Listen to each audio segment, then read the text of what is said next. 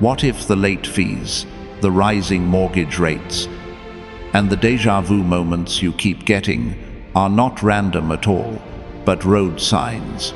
That chill across your back when the bill lands in your inbox. That nudge that whispers there has to be more. What if it is because the timelines are splitting? Right now, scarcity on one side and abundance on the other, and you are being moved to the wealthy one. You did not stumble here by accident. This is a holy appointment. Answer me fast. Do you feel like you work harder and take home less? Do you swipe your card and feel the weight of interest before the receipt prints? Do you lie awake counting numbers instead of sheep, wondering how personal finance became personal pressure? Do you sense doors closing and yet a strange open sky impends your spirit? If yes, stay where you are. Do not click away. I am going to show you why the split you feel is real and how to plant your feet on the side of financial freedom and soul peace. Here is the first truth, chosen one. Not every path is your path, and not every path leads to life. The book has been telling us this since the beginning. I call heaven and earth to witness against you today that I have set before you life and death, blessing and curse. Therefore, choose life that you and your offspring may live. That is Deuteronomy 30 verse 19. The Father does not force you, He invites you. Choose what is a timeline. It is a sequence of choices heading in one direction. What you choose today about money, about integrity, about generosity, about work, about worship, becomes tomorrow's street. And Jesus sharpened it further. Enter by the narrow gate, for the gate is wide, and the way is easy that leads to destruction, and those who enter by it are many. For the gate is narrow, and the way is hard that leads to life, and those who find it are few. That is Matthew 7, verses 13 to 14. 2 gates, 2 roads, 2 timelines. One feels wide, quick, flashy, easy money, trending coins, fast cars, low effort returns. One is narrow, honest, patient, generous skill. First character, first covenant. The first promises rush, then demands your peace. The second requires faith, then multiplies your life. Listen, money itself is not the enemy. Love of money is. The narrow gate is not poverty. The narrow gate is purity. It is the path where you keep your word. You do not cheat for a deal. You do not sacrifice your marriage on the altar of career. You do not call gambling a strategy or FOMO a plan. You honor God first. You practice stewardship. You sow before you expect to reap. You build skill before you demand raise. You choose the long game over the quick fix. That narrow gate is the entrance to the wealthy timeline, because in the kingdom, wealth begins where wisdom begins, and wisdom begins where reverence begins. Right now, the world is loud about the wide road, easy credit, buy now and pay forever, swipe to soothe your stress, roll it to another card, raise the limit, ignore the interest, pretend that mortgage rates will magically fall while you never change your habits. Pretend that more income will solve a heart trained to overspend. Pretend that an online business built on hype, not service, will carry you through every storm. That is not a timeline, that is a treadmill. Scarcity is not only a lack of money. Scarcity is a mindset that says, I must grab now because God might not show up tomorrow. Abundance mindset says, I can give, I can plan, I can work, I can wait, because my source is faithful and my Father keeps covenant to 1,000 generations. So, let me draw the line in the sand for you. Here is the wide gate in today's language. Sign the loan you do not understand, because the monthly payment looks cute. Ignore the fine print because the ad promised points. Buy luxury to impress people who are not paying your bills. Believe the voice that says everyone is doing it, so it must be safe. Here is the narrow gate. Live below your means for a season, so you can live in overflow for a lifetime. Learn your numbers. Build a simple budget that tells your money where to go. Before your emotions. Do tithe with a clean heart. Give with open hands. Save with steady discipline. Invest with patience and clarity, not impulse. Create value first, then ask to be paid. Keep your credit score healthy, not to worship it but to lower your cost of money. Treat time as capital. Guard your attention like treasure. It is personal finance, but it is also spiritual warfare, because the enemy of your soul would rather you be entangled in debt than engaged in destiny. Do you? Notice how your life lights up when you help someone quietly. Do you notice how peace sits on your chest when you tell the truth, even if it costs you? Do you notice how doors open when you serve diligently, even when nobody is clapping? That is not coincidence. That is kingdom, law sowing and reaping. The world did not invent return on investment. God did. He wove it into creation.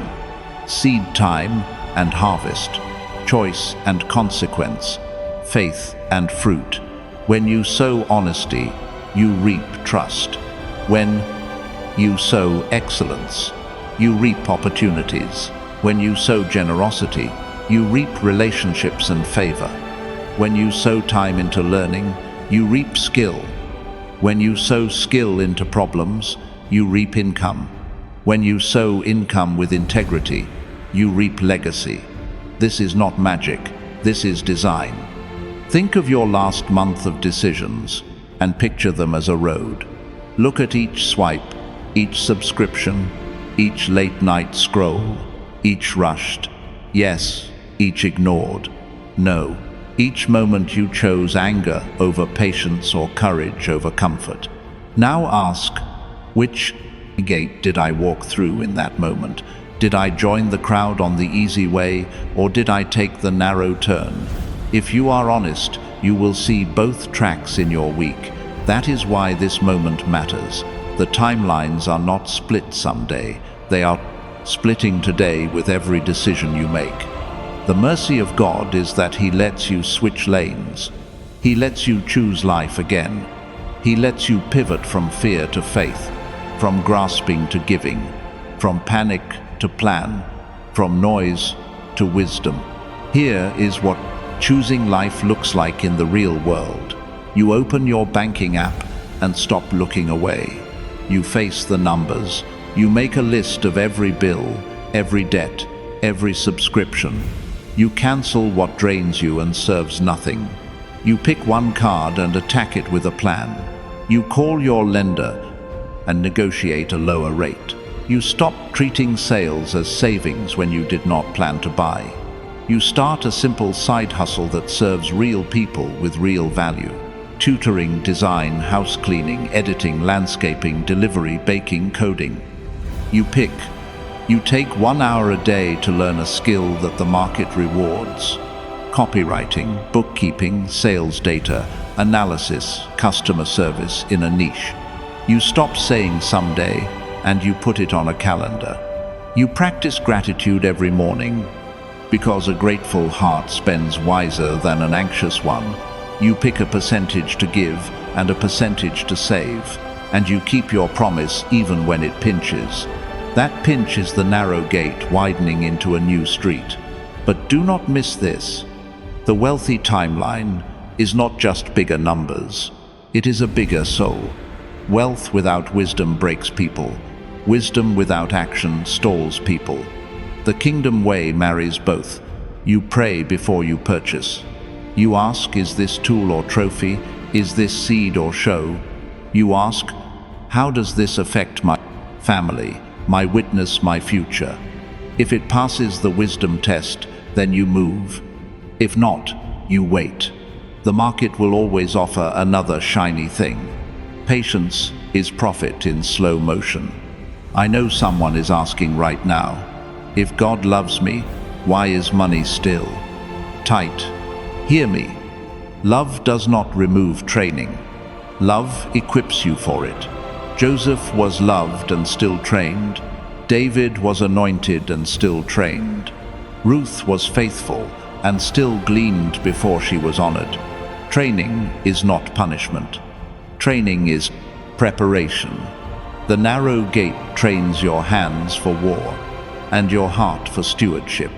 So when the promotion lands, you do not lose yourself trying to keep it. You have also been seeing signs, numbers, repeating chants, encounters, scriptures, popping up at the perfect time. The world calls it luck.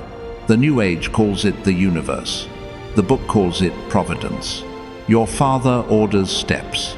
He knows how to get a message through a crowded feed. So when you hear this, do not harden your heart. Choose life. Say it out loud. I choose the narrow gate. I choose integrity. I choose wisdom. I choose generosity. I choose financial freedom. With a clean soul, I choose the wealthy timeline that serves God and serves people. If this resonates, like a bell in your chest, like a door, just opened like fresh air. After a storm hit that like so, this message finds the next soul that needs it. Subscribe to join thousands of chosen one souls who are praying, believing, and building together. And drop 777 inches the comments as your stake in the ground. Your yes to the timeline of abundance, mindset, and holy discipline. When you comment here, you are not shouting into a void. You are adding your faith to a room full of voices, and agreement multiplies power. Before we go, further mark this in your notes. Deuteronomy 30 verse 19. Choose life. Matthew 7 verses 13 to 14. Enter by the narrow gate. Put those words on your lock screen. Write them on a sticky note over your desk. Let them cut through the noise every time an ad tries to sell you ease without truth or a shortcut without character. The wealthy timeline is not a secret club. It is a public road with a narrow entrance and clear rules. If you walk them, you will see fruit in your finances, your relationships, your health, your sleep, your peace. And here is your story loop for later. In part 3, we will open the wealth key of Abraham when the timelines split. How did a man who gave up the better-looking land end up with a larger promise? How did a heart that chose peace over position unlock generational increase? When we get there, it will click. But for now, breathe. You are not behind. You are being moved. Every time you say no to the wide gate and yes to the narrow one, you feel the ground shift under your feet. You feel the chains loosen. You feel the future getting louder. That is the split. And you are choosing well. Picture the sun beating down on open country, the hills rolling like waves, and two families standing on the edge of a decision that will echo for generations. The herds are huge, the wells are few. The grass is thinning. There is tension, you can taste it. The herdsmen of Abram and the herdsmen of Lot are snapping at each other over water and pasture. Genesis 13 says the land could not support them dwelling together, and strife broke out. That is the setup for a split in timelines. Scarcity and scrambling on one side, covenant and increase on the other. Now watch Abram. He is the elder, the promise carrier, the one who heard God say, I will make you into a great nation. I will bless you. I will make your name great, and you will be a blessing. That is Genesis 12, verses 2 to 3. He has every right to pull rank. He could say, Lot, you came with me. You take what is left. But the man of covenant plays a different game. He values peace above position. He values relationship above short-term gain. He walks up to Lot and says, "Let there be no strife between you and me. Is not the whole land before you? Separate yourself from me. If you take the left hand, I will go to the right. If you take the right hand, I will go to the left." It is stunning. He yields first. Lot lifts his eyes, and he lets his eyes do the choosing. He sees the Jordan plain watered like a garden green as far as he can squint. It is described as like the garden of the Lord, like the land of Egypt. It looks like guaranteed yield. It looks like the perfect real estate investing pitch: low risk, high reward, easy irrigation, predictable returns. It is the poster ad for risk versus reward, where the algorithm hides the fine print. And the fine print is this: the land is near Sodom, and Sodom is sick with wickedness. Lot chooses by sight, not by spirit. He calculates cash flow, not character. He prices square footage, not spiritual climate. He moves his tents as far as Sodom, and plants his family where the soil is rich, and the air is toxic. Abram is left with the hills, the less glamorous lots, the slopes that require wells and work. Then God speaks, "Lift up your eyes from the place where you are. Look north and south, east and west. All the land you see I will give to you and to your offspring forever. I will make your offspring like the dust of the earth. Arise, walk the land through its length and breadth, for I will give it to you." That is Genesis 13 verses 14 through 18. Notice the order: he yields, then God expands. He chooses peace, then God gives territory. He refuses to grab, and the Father places nations in his hands. Provision follows obedience. Chosen. 1. This is not a fairy tale. This is a financial principle and a spiritual map. The split between Abram and Lot is the split you feel under your feet when you decide how to handle a deal, a dispute, a partnership, a neighborhood, a job offer, a mortgage mindset. Do I chase what looks lush, or do I honor covenant and let God increase me after? Do I fight for every blade of grass, or do I protect peace and let the Lord plant me where he can trust me? Lot's decision is the classic wide gate. It is all optics. He saw the water and missed the weather system over the city. He saw the market and missed the morality. He got a good address, but a dangerous culture. He maximized yield and minimized risk management. Then life did the math. War swept through in Genesis 14, and Lot was carried off with his goods.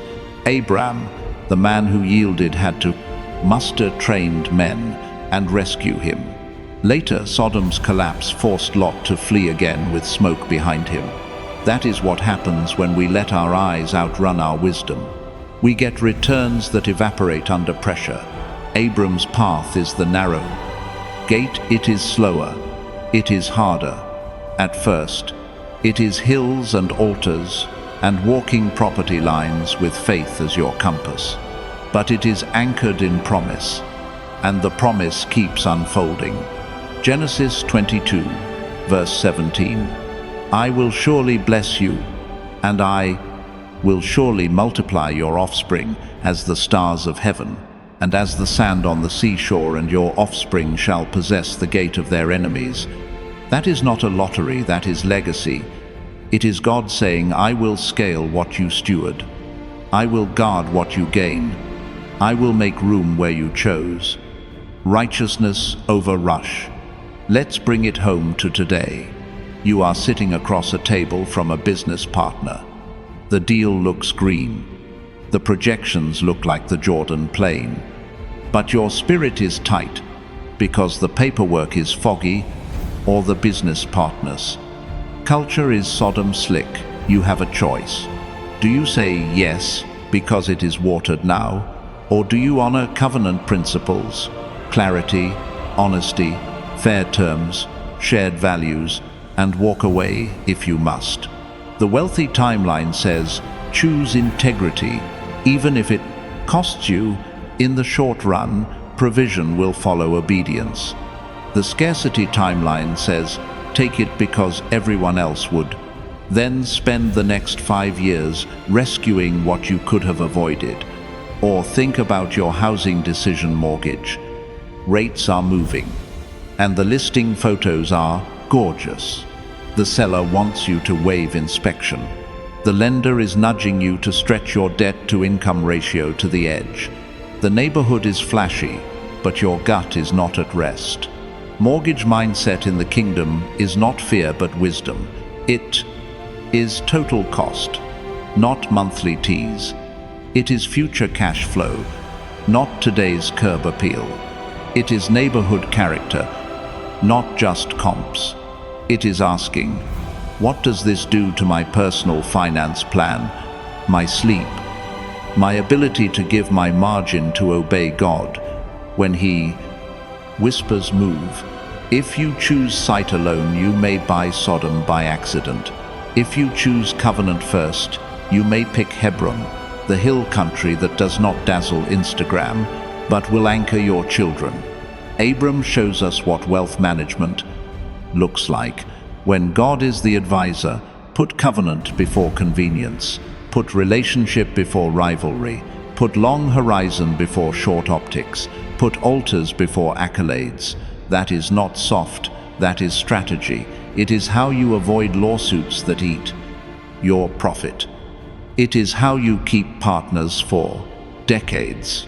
It is how you become the person investors trust and clients refer. It is how your credit score stays strong because your yes means yes and your no means no, and lenders love predictability. It is how your personal finance life stops being chaos and becomes a clean ledger that tells a story of discipline and favor. Ask yourself, where am I choosing, like Lot, by sight alone? Buying the shiny stock because social media says rocket. Buying the coin because a stranger posted a screenshot signing a lease because the lobby smelled like new paint. Agreeing to terms because I fear missing out more than I fear missing God.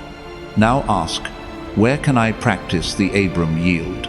Can I let a relative have the couch deal while I keep the relationship? Can I give a client a refund that technically I do not owe to preserve my witness? Can I split a venture amicably before it becomes a courtroom drama? Can I walk away from a compromised dollar to keep a clean name? This is not weakness. It is strength with a long view. Here is a simple field guide for today. First, choose peace where pride wants position. That might mean you let someone else pick first on a project, or a territory, or a credit for a win. Watch what God does with a heart that trusts Him. Second, walk the land through its length and breadth. In practice, that means do your homework before you invest. Read the deed. Read the covenants. Read the HOA rules. Read the city plan. Talk to neighbors at dusk when the street tells the truth. Real estate investing in the kingdom is not romanticism. It is diligence plus prayer. Third, build altars, not idols. In money terms, that means schedule giving before shopping. Automate savings before upgrades. Choose purpose before flex. Fourth, remember, risk versus reward is never just numbers. It is also character risk, culture risk, regulatory risk, and spiritual risk. A green valley beside a collapsing city is not low risk. Finally, keep the promise in view. God said, I give seed to the sower. If you keep sowing truth, work, skill, honor, and generosity, He will keep opening ground. There is a sentence in Genesis 13 that always stops me. After God spoke, Abram moved his tent and came and lived by the oaks of Mamre in Hebron, and there he built an altar to the Lord. He did not build a monument to his brand. He built an altar to his source. Every timeline has a shrine. The wide road bows to the market as master. The narrow road bows to the maker as master. When you set your altar, your decisions align. You are less tempted to cut corners because you know who fed you. You are less seduced by quick flips because you know who holds the years. So let me speak it over you. You are Abram in this moment. You can afford to yield first because your Father delights to add later. You can afford to be generous because the promise is not scarce. You can afford to be patient because your increase is not tied to a single deal. You can afford to choose mentors over hype books, over rumors, cash flow, over clout. You can afford to build slow, steady streams of passive income that are honest and useful. You can afford to say no to Sodom, even when the grass smiles at you. You can afford to protect your name like a fortress, because Proverbs says a good name is better than great riches. And in the kingdom, that proverb is not poetry, it is policy. If this lands in your spirit, drop 888 inches. The comments to say, I choose the covenant timeline. I choose peace over pride. I choose obedience over optics. And if you have not yet joined us, subscribe and step into a circle of thousands of chosen, one souls, who pray, who plan, who practice wisdom together. Your agreement here is not noise, it is a signal. It is you lifting your eyes not to chase what is green, but to hear what God is giving. We will keep building from here, because the promise to Abram did not stop in one chapter. It stretched into sand and stars, into cities and gates, into sons and salvations. The same God who said, I will make you a blessing still moves. People from crowded pastures to wide places.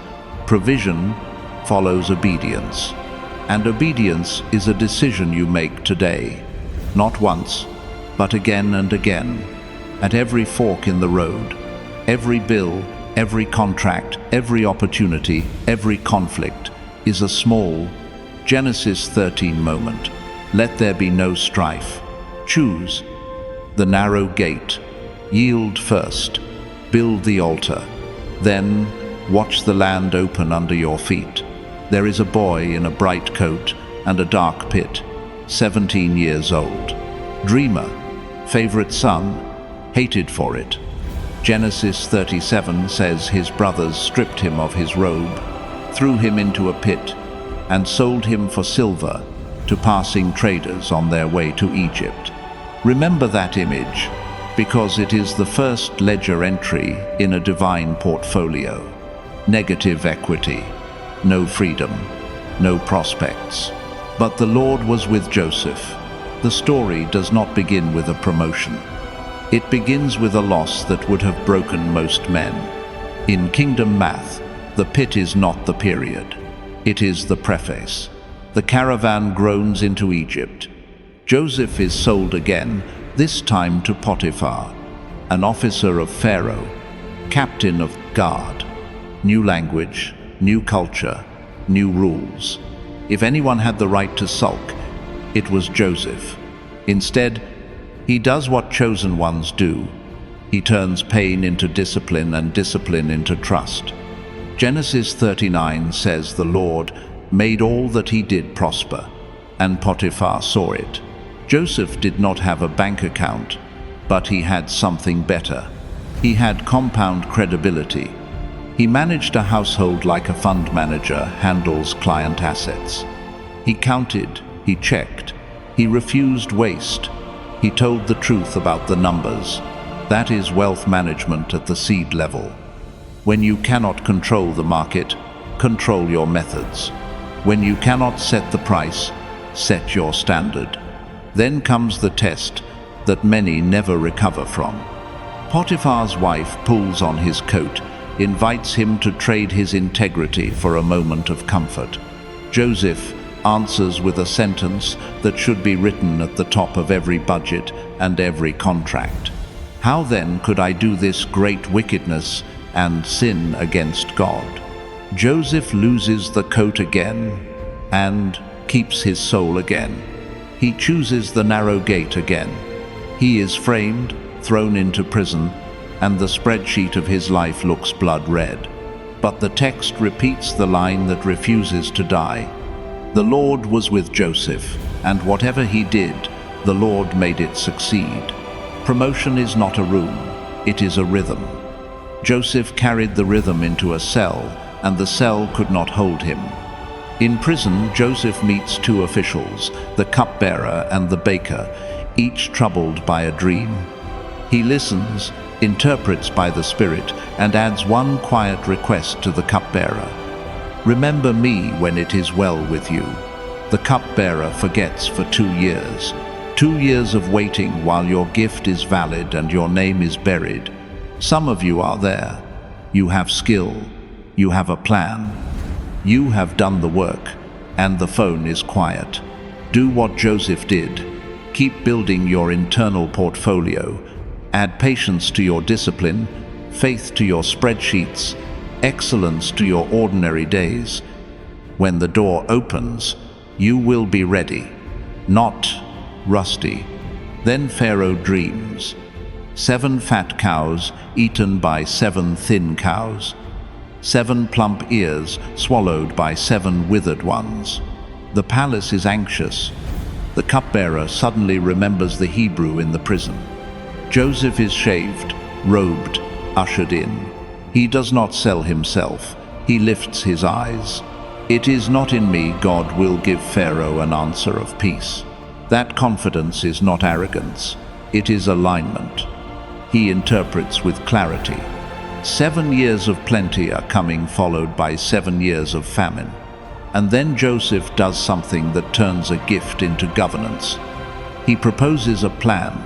Let Pharaoh appoint overseers. Let them take 1/5 of the harvest in the years of abundance.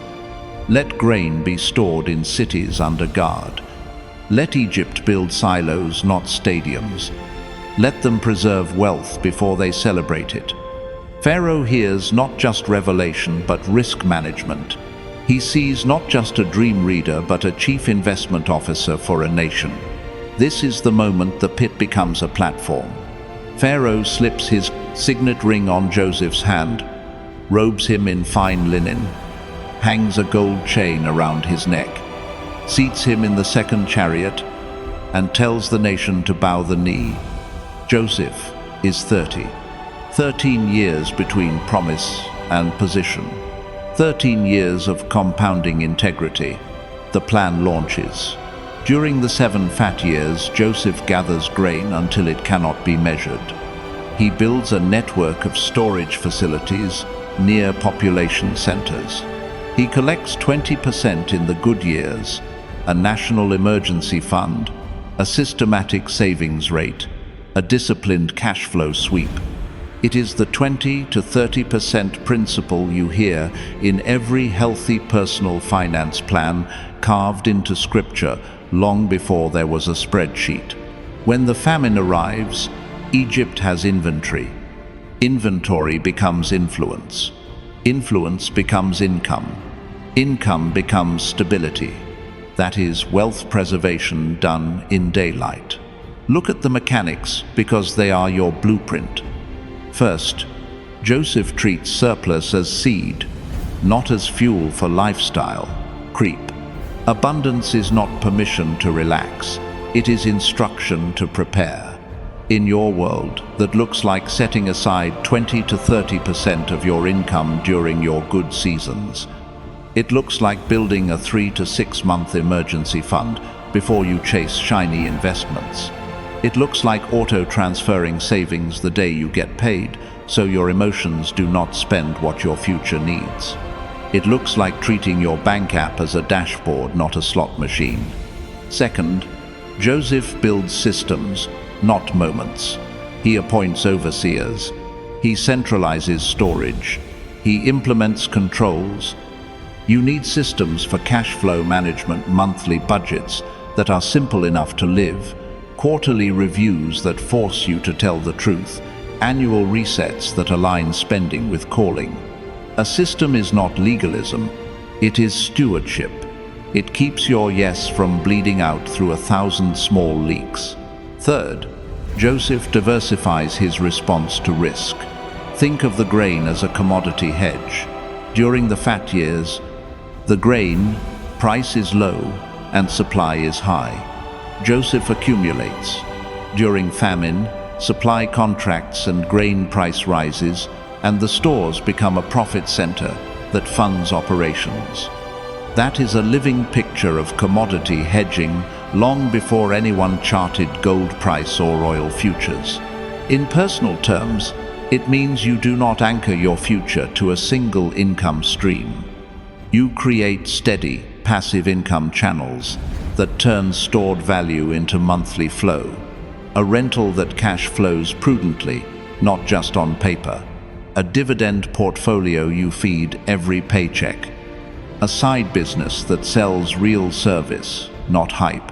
Royalties from work you created once and continue to license. Each silo is a stream. Streams become rivers. Fourth, Joseph understands reputation as collateral. In modern terms, we call it credit score. He is faithful in a household, faithful in a prison, faithful in a palace. Potiphar trusted him. The warden trusted him. Pharaoh trusted him. Trust lowers your cost of capital. Trust opens doors that money cannot buy. Trust is the line of credit that does not charge interest because it is built on years of on-time payments of integrity.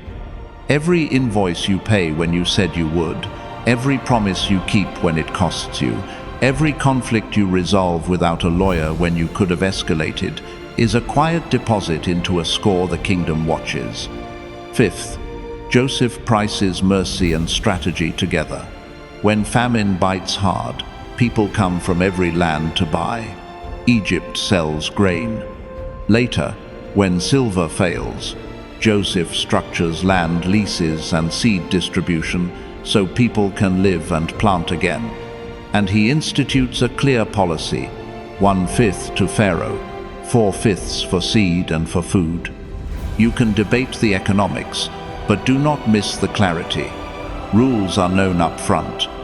Terms are explicit. There is no hidden fee. That is ethical wealth management. In your life, it looks like setting fair prices, clear contracts, transparent refund policies, and never weaponizing someone's desperation to squeeze a deal. Now bring it to your calendar. You cannot control the macro cycle, but you can read your personal seasons. Are you in a fat year? A bonus hit? Your business is up. Overtime is available. That is not the time to inflate lifestyle. That is the time to fill silos. Raise your savings rate to the 20 to 30% band. Wipe out high-interest debt with urgency. Top up your emergency fund. Fund your retirement accounts early in the year to let compounding work longer. Position for the famine you cannot see yet.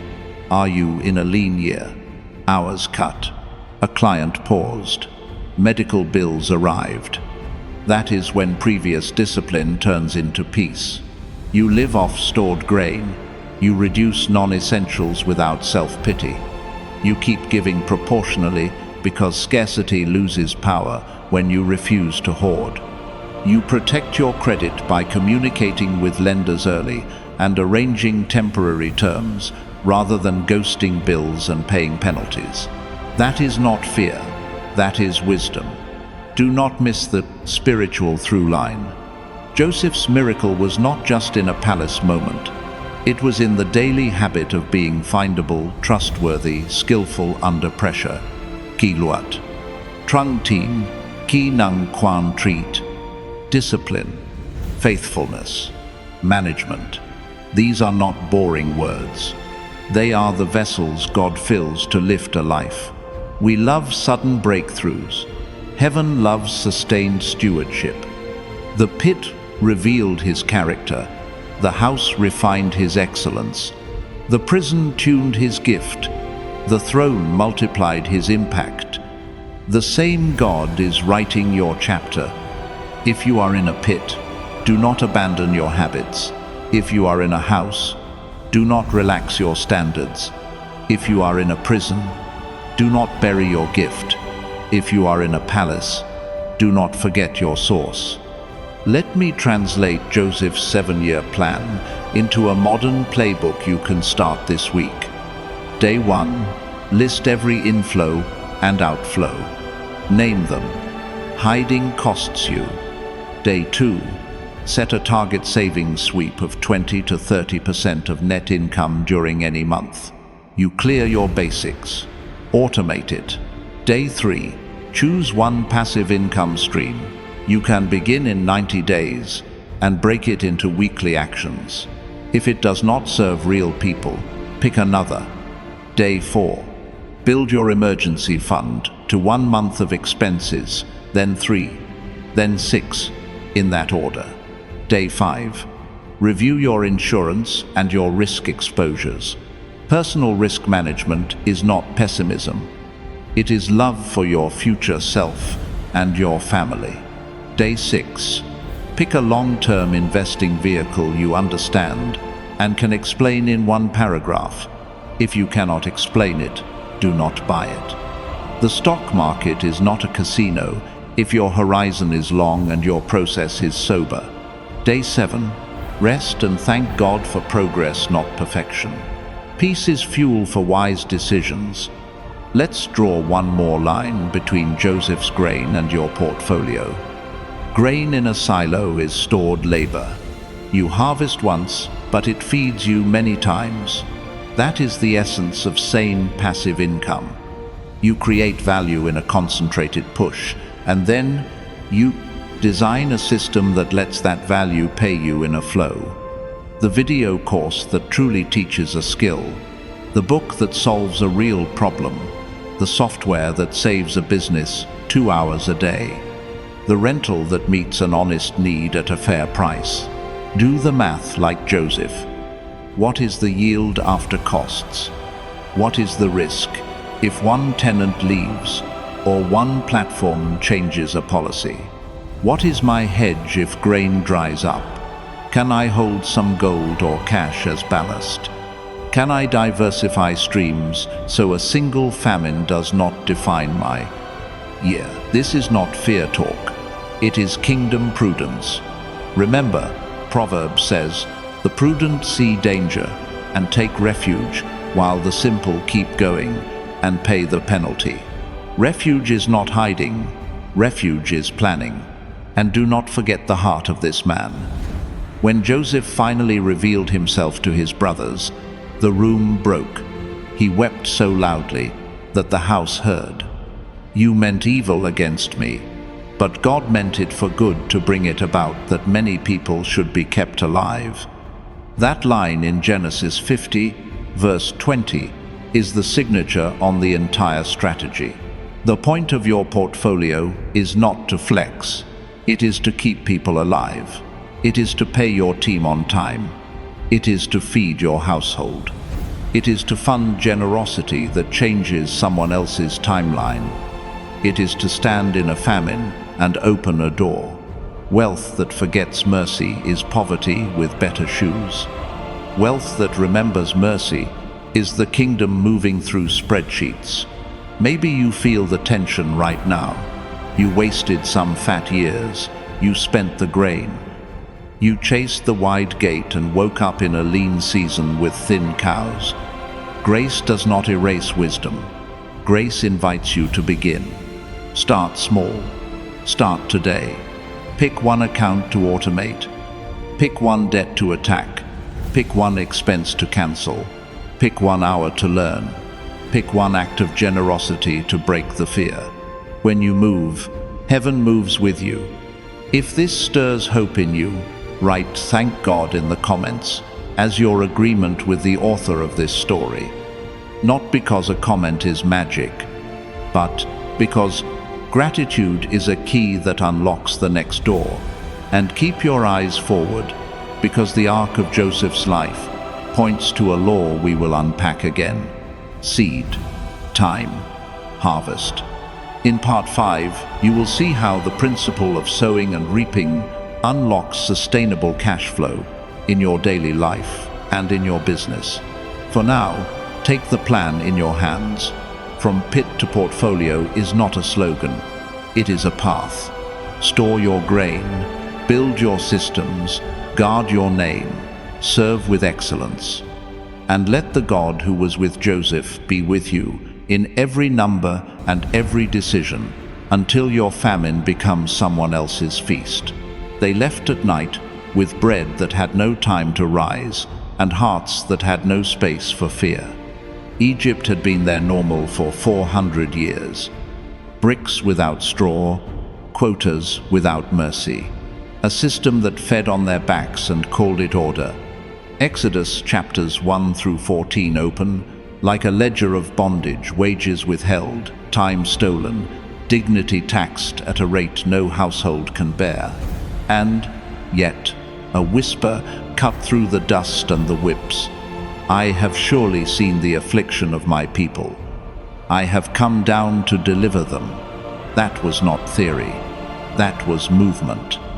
When God speaks deliverance, He is not pitching a product. He is breaking a system. Look at the machinery of that system, because you know it by other names.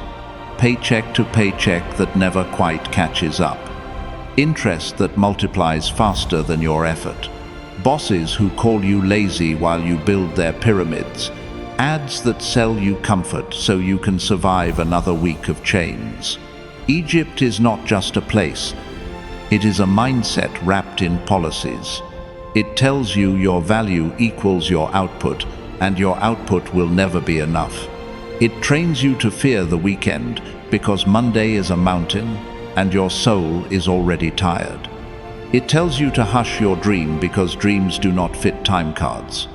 Then a man who once ran from his failure hears his name from a burning bush that will not burn out. Moses, take off your sandals, holy ground. He argues with God like many of us do. I am not eloquent. Send someone else. But deliverance does not wait for perfect resumes. It looks for willing hearts. He returns to the halls of power with a staff and a sentence. Let my people go. Plagues follow not because God enjoys pain, but because oppression rarely surrenders to polite requests. Each plague tears down an idol, the Nile, the sun, the livestock, the pride of a king who thought he was a god. When the Passover night falls, blood on the doorposts marks a boundary. Judgment passes over those under mercy. Bondage breaks. The economy of Egypt pays out its debts, and Israel walks out with silver and gold, not as thieves, but as people finally compensated for centuries of unpaid labor. Now pause and pull this into your life. Deliverance is not only spiritual, it is also structural. You do not exit a scarcity system by vibes. You exit by voice and by plan. Pattern break. You do not leave Egypt by a lottery ticket. You leave by obedience. God said walk, and they walked. God said borrow from your neighbors, and they asked. God said bake in a hurry, and they baked. Faith is not passive. Faith packs. Faith packs a bag, gathers the children, and remembers the route. The night turns into a march, and the march turns into a trap. The sea in front, the chariots behind. The sand shaking with the noise of a military economy that just realized its workforce is gone. Panic is natural here. Scarcity mindset sings loudly at moments like this. See, you never should have left. See, at least in Egypt we had pots of meat. See, freedom is too expensive. Moses answers with a line that should be your screensaver when the bills stack and the deadlines chase. Fear not, stand firm. See the salvation of the Lord. The pillar of cloud moves between them and their past. The wind rises. The sea splits. They walk through on dry ground walls of water standing like vaults on both sides. When the last sandal hits the far shore and the first chariot rolls into the path, the waters collapse and the system that swore it owned them loses its breath. Chosen one, this is not myth to make you feel better on a hard Tuesday. This is a map. Leaving Egypt is leaving the mindset that says, money is my master. Jesus said it clean. You cannot serve God and money. That was not poetry. That was plumbing. Two masters, one heart, one throne. Matthew chapter 6 goes further. Do not be anxious saying, what shall we eat, or what shall we drink, or what shall we wear? For your Father knows that you need them all.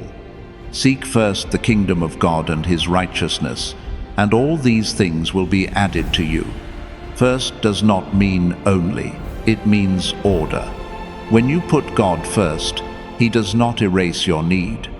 He orders your provision. So, how do you manage a timeline change in real life? You build a holy budget, not a shame chart.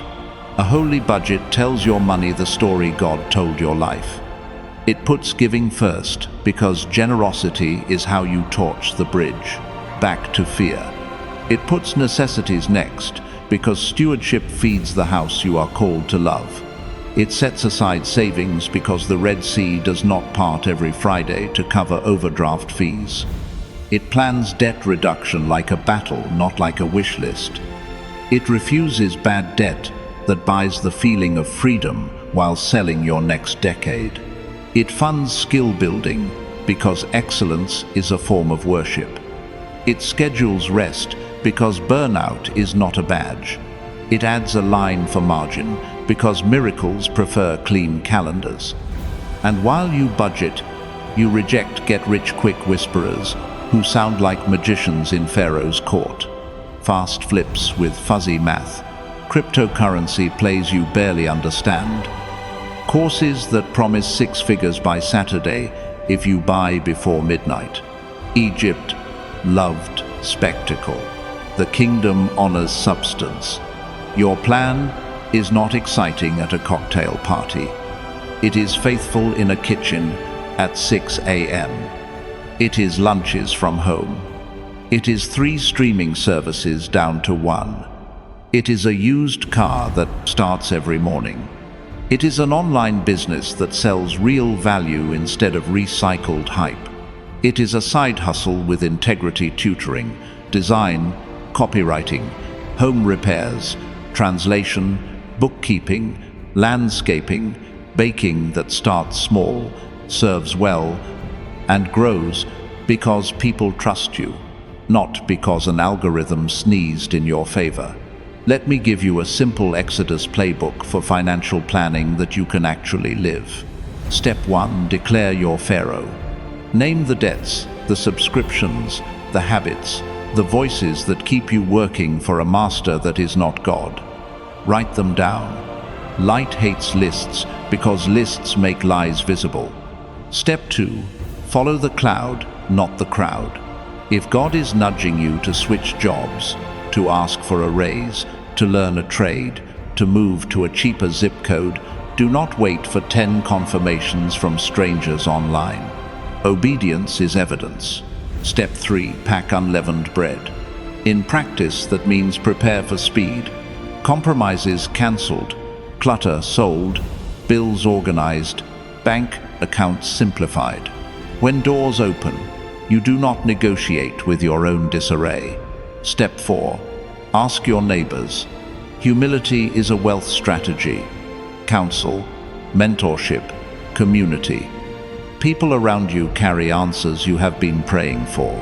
Step 5. Walk even if the sea has not split yet. Take the small action in front of you. Make the call. Apply to 5 roles. Build the landing page. List the service. Record the first video. Step 6. When fear chases you, plant your feet. Some problems are solved by spreadsheets. Some are solved by standing. Pray out loud. Quote the word. Call a friend who will not let you turn around. Step 7. When the water stands up, move quickly. Opportunities have windows. Do not stall from overthinking what you already prayed through.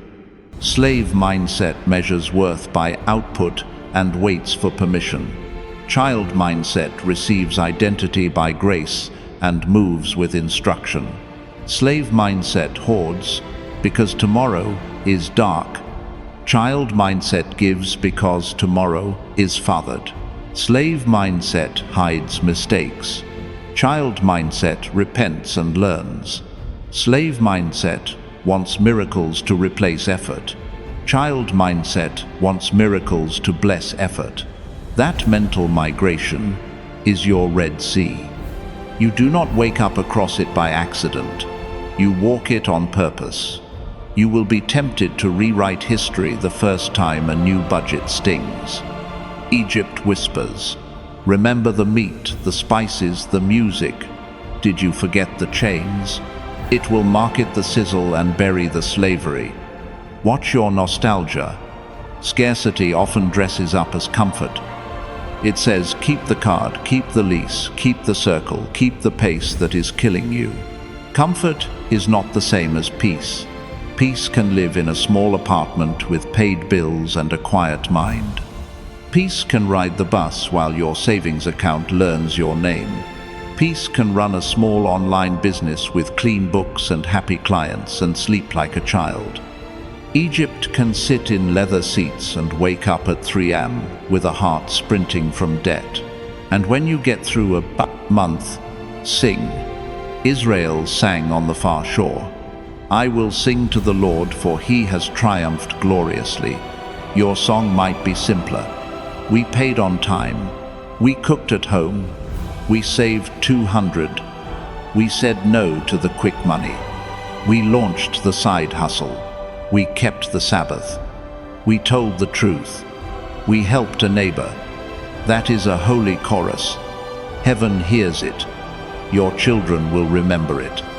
If this is striking something deep inside you, subscribe now to join thousands of chosen one souls who pray, plan, and practice wisdom together every day. We open scripture. We share tools. We hold each other to the narrow gate and the wide sky on the other side of it. And if you feel bold, type 777 inches the comments as your public crossing. Not because a number is magic, but because agreement is a bridge. When you declare your move, you energize it. One last word for the moment you stand between waves. Some of you are there right now. The old job is done. The new thing is not yet visible. The accounts look thin. The headlines shout fear. Lift your eyes. Your source has not changed. He feeds birds that never write a resume and dresses fields that never run ads. How much more you seek first the kingdom. Put him on the first line of your time and your wallet. Build the holy budget. Refuse bad debt. Shun get rich quick. Start the ethical side hustle. Grow the honest online business. And when the sirens of Egypt call you back, remember what they never mention. Chains clink in the background of every one of their songs. We are walking on. The sand is still damp under our feet. The air smells like sunrise. The pillar is moving. The system behind us is coughing water and losing its voice. Keep going. The promised place is not a myth. It is a mindset married to motion. And as you move, watch how provision meets you in the road, one obedient step at a time. The book opens on a famine, and a family packing what is left of their hope. Elimelech, his wife Naomi, and their 2 sons leave Bethlehem, the house of bread, because the bread is gone. They cross into Moab, a foreign land with strange gods and unfamiliar streets. Then the blows fall in sequence. Elimelech dies. The sons marry Moabite women, Orpah and Ruth, and after 10 years both sons die too. 3 widows standing in a place that was never their plan. Naomi looks at her daughters-in-law with the heavy mercy of someone who has lost too much to pretend. "Go back, my daughters. I have nothing to offer you." Orpah kisses her and returns. Ruth does not move. She lifts a vow that sounds like an anchor dropping into the deep. "Where you go, I will go. Where you lodge, I will lodge. Your people shall be my people, and your God, my God. Where you die, I will die." That is Ruth, chapter 1. Loyalty like iron. Covenant born in ashes. They walk back to Bethlehem as barley harvest begins. The town stirs. "Is this Naomi?" She answers, "Do not call me Naomi. Call me Mara, for the Almighty has dealt bitterly with me." Pain speaks like that. But the time is not an accident.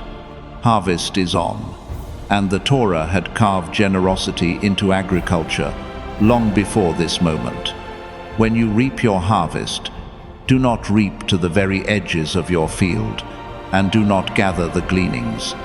Leave them for the poor and the sojourner. That was God building social finance into daily work. A generosity loop baked into the business model of a farm. Leave margin, leave dignity. Let the vulnerable gather with their hands, not beg with their shame. Ruth asks permission to glean behind the reapers. She does not sit by the door waiting for rescue. She moves with humility and grit. The field she enters belongs to Boaz, a man of standing, a relative of Elimelech. He notices the young woman who works from morning with only a short rest. He asks the foreman who that is. He hears her story. Then watch the culture of his company unfold in a few sentences. "Stay in my field. Follow my young women. I have charged the young men not to touch you.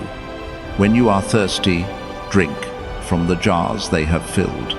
And at mealtime he invites her to the table and serves her roasted grain until she is satisfied and has some left over. This is not charity that humiliates. This is protection and inclusion written into policy. A field can be an ecosystem. A business can be a shelter. Community wealth is not a slogan. It is a way a leader builds systems that multiply dignity. Ruth goes home carrying an ephah of barley, heavy enough to make Naomi sit up and listen. "Where did you glean today? Blessed be the man who took notice of you." The name lands like a bell. Boaz. Naomi's eyes light because Boaz is a kinsman, a potential redeemer under the law. In Israel, a redeemer could buy back family land sold under pressure, could lift a lineage from the edge of erasure. This was not a loophole. This was kingdom economics with a face. Covenant over contract. Restoration over mere transaction. Ruth returns daily, faithful in the simple, gleaning through barley and then wheat. Boaz keeps opening his hand. He tells the men to pull out some stalks and leave them for her. Notice the dance of responsibility. Ruth works. Boaz structures mercy. The system itself is tilted toward compassion. That is, impact investing before we coined the phrase.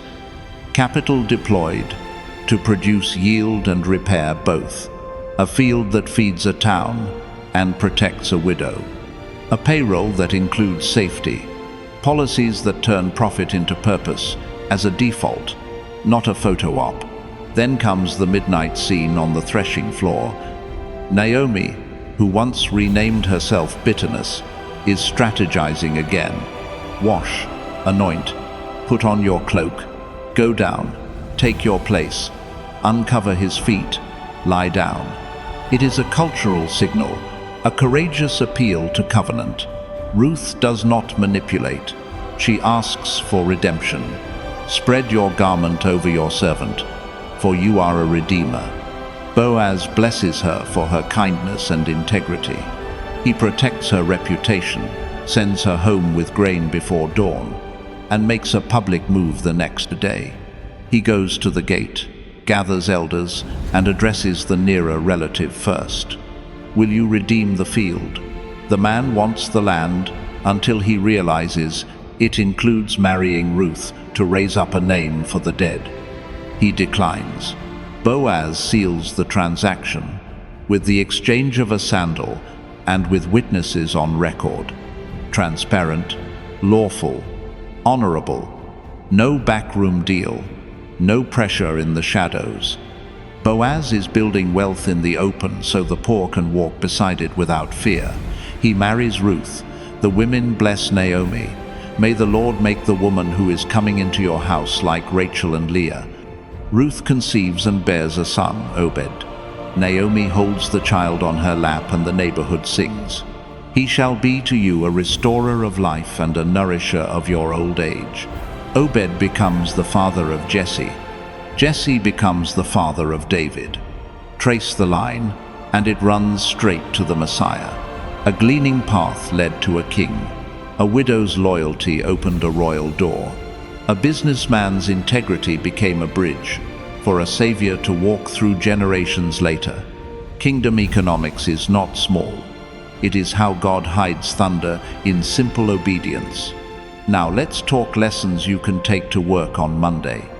Character and diligence create credibility in the ecosystem of the kingdom. Ruth's reputation traveled faster than any resume. She was known as the one who chose covenant over convenience and work over whispers. Boaz's culture was known for safety and fairness. That combination is not cute. It is catalytic. Customers prefer it. Teams thrive in it. Investors trust it. Community wealth grows when fields are run like that. You can build your company or your department or your household budget into a field that feeds more than your plate. You can leave edges on purpose. Mentorship hours you do not bill. An apprenticeship slot for a kid who reminds you of your hungry younger self. A benevolence line item before you buy a new logo. Systems that keep doors open for the weak while keeping standards high for the work. The gleaning law is a prototype for social finance. It assumes human dignity and designs cash flow to honor it. In your world, that could look like profit sharing that rewards faithful hands. It could look like supplier choices that lift local families instead of chasing a fraction of a cent at the cost of someone else's health. It could look like a customer policy that favors long-term trust over short-term squeeze. It could look like a neighborhood fund fueled by a slice of your quarterly surplus to repair a roof or buy backpacks before school starts. That is generosity loop. It does not drain you. It circulates life through you. Luke chapter 6 says, "Give, and it will be given to you. Good measure, pressed down, shaken together, running over, will be put into your lap. For with the measure you use, it will be measured back to you."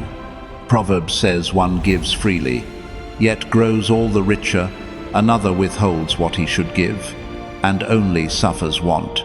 Whoever brings blessing will be enriched, and one who waters will himself be watered. That is generosity ROI stated with divine clarity. The return is not only cash, it is favor, resilience, talent attraction, brand strength, sleep at night, a name that opens gates you never knocked on. Maybe you are saying, "I am not Boaz. I do not own a field." You own a corner of time every day. You own a skill someone needs. You own a voice in a meeting. You own a reputation. You can polish with small, faithful choices. You can decide to be the safest leader someone has ever worked for. You can decide that your side hustle will be clean and fair. You can design your online business to solve real problems, deliver on time, and refund with grace when needed. That is how fields start. 2 clients done well. 5 orders shipped with a handwritten thank you. A calendar with boundaries so you can keep your word. A policy that says we leave edges. We do not squeeze out every last grain for ourselves.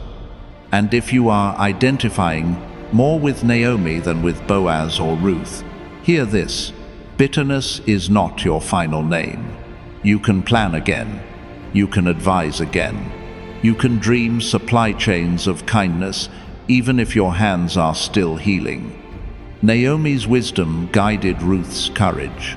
Some of you are in a season where you will not build the field, but you will teach someone else how to glean safely and how to ask for redemption without shame. That is Kingdom 2. Ruth's story is a quiet revolution. No palace scenes, no chariots, no thunder, just feet in a field, hands on stalks, policies that protect, elders at a gate, a marriage made in honor, a baby in a lap, and a lineage that changes the world. Do not despise the small, faithful moves you are making. The algorithm may never trend them. Heaven is tracing them in ink. If this awakens something strong in you, hit subscribe and join thousands of chosen one souls who pray together, build together, and design fields that feed more than one family. And drop 888 inches the comments to declare, I choose the covenant timeline. I choose character over shortcuts. I choose to build community wealth with clean hands. Your agreement here is not noise, it is signal. It strengthens the room and multiplies the prayer that honest work and holy generosity will rise in our cities. Hold this thread because we are not done. The baby in Naomi's arms will have a grandson who runs toward a giant with a sling and a sentence. In part 7, we will open the secret of David, the champion mindset that faces down financial Goliaths and wins with skill, strategy, and faith.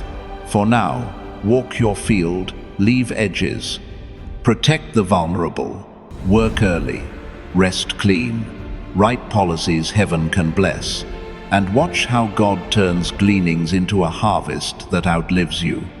Maybe your prayer should change from give me cash to give me wisdom. That single shift turned a prince into a builder of nations and a magnet for abundance. The night Solomon stepped into the throne, he did not ask for a vault, he asked for a voice. Give your servant an understanding heart to govern your people, to discern between good and evil. That is the request at Gibeon in 1 Kings 3. And it is the blueprint for your next season, because wisdom is the mint that prints true wealth. Watch what follows. God answers not only with discernment, but with the things people chase when they skip. Discernment, honor, longevity, peace, and yes, resources. Solomon wakes and immediately faces a case with no easy math. 2 women, 1 infant, 1 unthinkable claim. He asks for a sword not to harm but to reveal. The real mother would never trade a living child for a clean verdict. Wisdom cuts deceit without drawing blood. The nation hears the judgment and realizes their king carries something heavier than a crown. He carries clarity. Clarity is currency. In leadership, it lowers confusion tax. It raises trust yield. It sets the stage for what comes next. Solomon does not hoard the gift, he organizes it. He builds an administration with officers and regions and predictable supply. He designs processes before projects, that is wealth management at a national scale, because chaos is expensive and order multiplies value. Then he turns to the work his father dreamed, but could not complete the scale. Temple A, house for the name. The plan is meticulous. Cedar from Lebanon, quarried stones shaped off-site, so the work rises in peace. Craftsmen, skilled contracts, clear timelines, honored. There is splendor here, but there is also sequence. He prioritizes presence before palaces. He builds what honors God before he upgrades his own throne. That order still matters. Seek first the kingdom, and all these things are added. It is not anti-prosperity. It is the path that makes prosperity safe. After worship comes trade. Solomon opens sea lanes and caravan routes. He partners with Hiram of Tyre. He outfits a fleet that sails to Ophir and returns with gold, almug, wood, and precious stones. The text records staggering weights of gold flowing into Jerusalem year by year.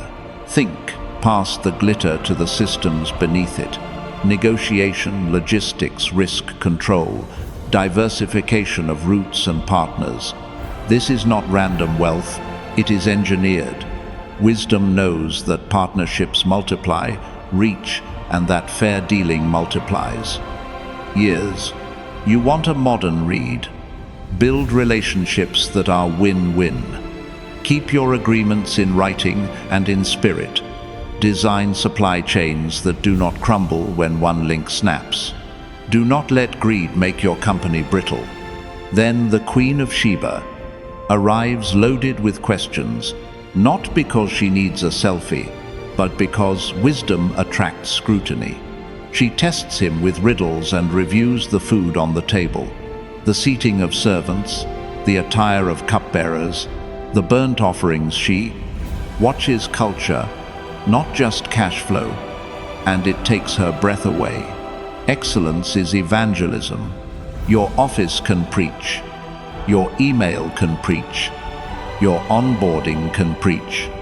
Your P&L can preach. When your systems hum and your team is honored and your communication is transparent, people feel the fear of the Lord and the desire to do business with you both at once. That is impact without a billboard. Now take the book of Proverbs as Solomon's leadership manual distilled into sentences you can put on your desk. The borrower is slave to the lender.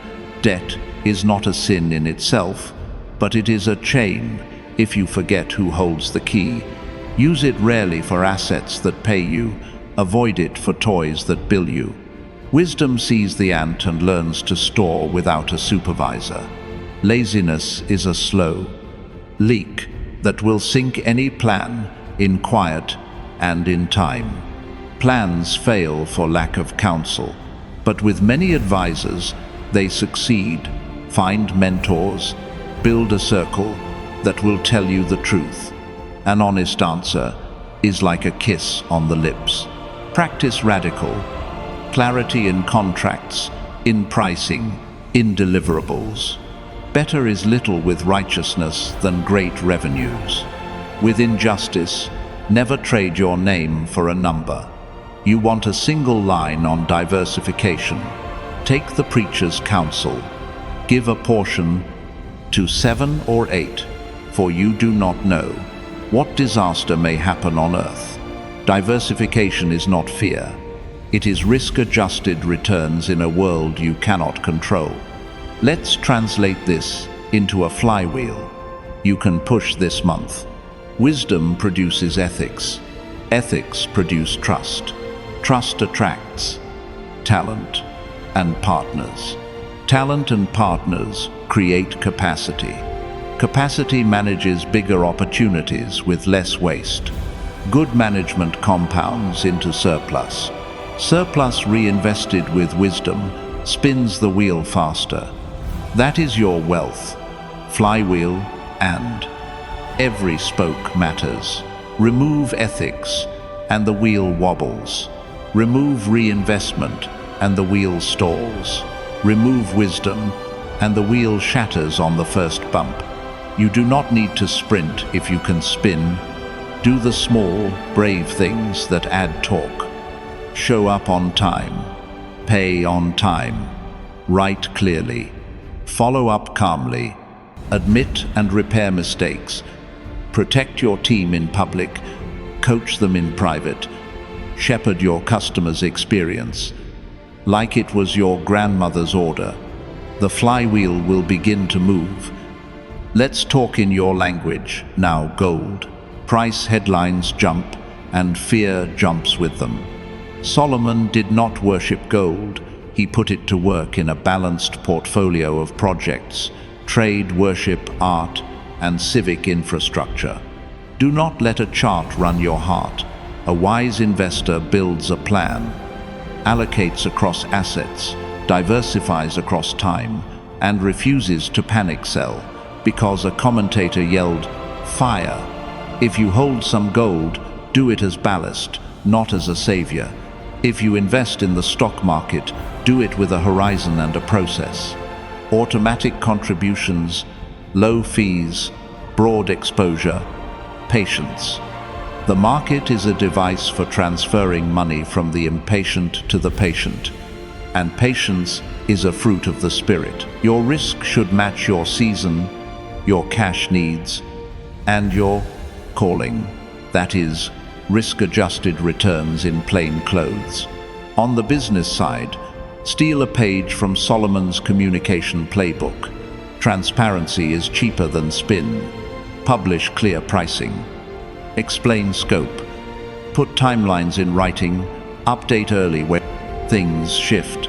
Say, "I do not know," before you pretend you do. Say, "Here is what we can do next," before a client has to ask. People will pay a premium for predictability because predictability lowers their anxiety, cost and time cost. And when it is time to scale, do not multiply horses without multiplying wisdom. More revenue with the same character is a blessing. More revenue with less character is a weapon pointed at your own chest. There is a warning flickering at the edge of Solomon's story too. When his heart drifted, his systems did not save him. The alliances that once served wisdom began to serve appetite. The man who wrote warnings about seductive folly ignored his own footnotes. The kingdom is honest. Wealth begins with wisdom, but wisdom begins with fear of the Lord. Keep first things first, or later things will own you. The narrow gate is not a phase, it is a path. Stay on it by daily choices. Guard your intake voices. Guard your calendar. Honor Sabbath. Train successors. Stay correctable. Here is a simple Solomon sequence. You can start this week. Day 1. Change the prayer. God, give me wisdom for money decisions, not just money for my decisions. Day 2. List 3 policies you will make transparent this month. Pricing refund timeline. Day 3. Build a counsel circle, a mentor for strategy, a mentor for character, a peer for accountability. Day 4. Choose one area to diversify: a new client, segment a new skill, a new savings bucket. Day 5. Audit your debt, every line, rate, term, purpose. Build a payoff map that frees cash flow. Day 6. Write a one-page plan for your next quarter: objectives, projects, metrics, review date. Day 7. Worship, say out loud, everything I build sits under your name. That sentence will save you from shortcuts. If this word is hitting where you live, hit like and subscribe to join thousands of chosen one souls who pray for wisdom daily and practice it in real deals, real budgets, real boardrooms. Drop 777 inches. The comments if you are shifting your ask from "give me cash" to "give me wisdom." Agreement matters. We are building a room where faith and competence shake hands. Hold the arc of this story, because it bends toward action. In the next movement, we are going to meet a shepherd who ran at a giant with a sling and a plan. The wisdom of Solomon teaches you how to build. The courage of David teaches you how to fight. In part 7, we will take 5 smooth stones and turn them into a battle plan against high-interest debt and predatory offers.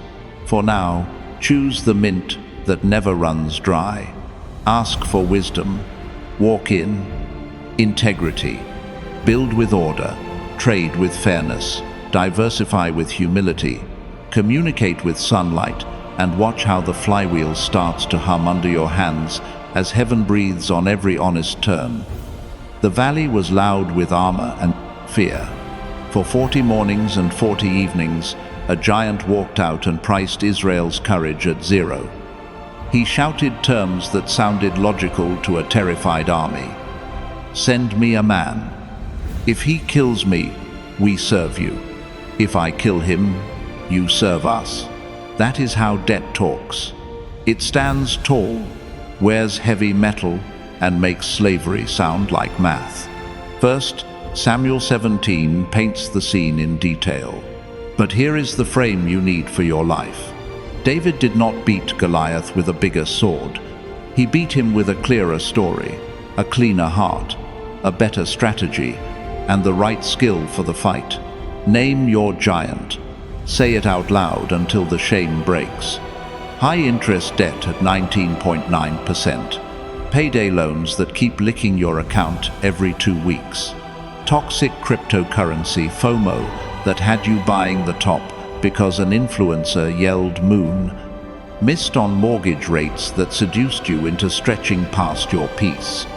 Store cards that offered a discount at the register and a hangover every month. Personal loans that were supposed to consolidate but became a second pile because the budget never changed. Giants grow in silence. They shrink when you talk like a shepherd who knows his field. David shows up with cheese and bread on an errand for his father, and here's a contract in the noise. Whoever kills the giant will receive great wealth, the king's daughter, and a tax exemption for his family. Look at that. A financial incentive attached to a spiritual win. Destiny often hides in boring deliveries. He asks questions. He clarifies the deal. He ignores his brother's insults. That right there is a crucial move for you. Ignore the voice that says, "Who do you think you are to get out of debt?" Ignore the voice that says, "You always fail at this." David turned away from the critic and kept asking for facts. Ask your numbers for facts. How much do you owe? What is each interest rate? What is the minimum payment? What is the late fee? What is the timeline if you only pay minimums? Fear hates spreadsheets because spreadsheets make bullies visible. Saul tries to dress David in a heavy armor that does not fit. David tries it, walks a few steps, and shrugs it off. "I cannot go with these. I have not tested them." The first skill of every debt slayer is this: stop wearing strategies that do not fit you. If a tactic makes you numb or numbingly complicated, you will drop it when the fight gets loud. You need a plan you can run with under pressure. David chooses a sling, 5 smooth stones from the brook, and a sentence that rings like a bell. "You come to me with sword and spear, but I come to you in the name of the Lord of hosts."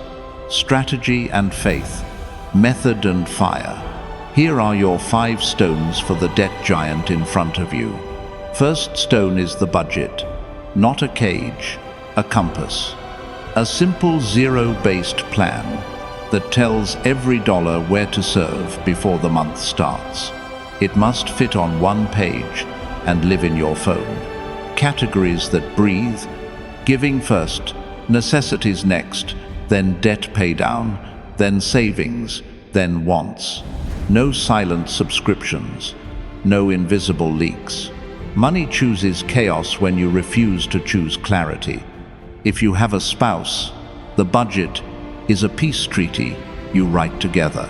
If you are solo, the budget is a promise you keep with future you. Remember this: David did not wait for perfect weapons. He grabbed what the brook provided. Use the simplest tool you will actually use. Second stone is debt snowball or debt avalanche. Pick one and commit. Snowball means you pay minimums on all accounts and attack the smallest balance with everything you can until it dies. Then roll that payment into the next smallest, and so on.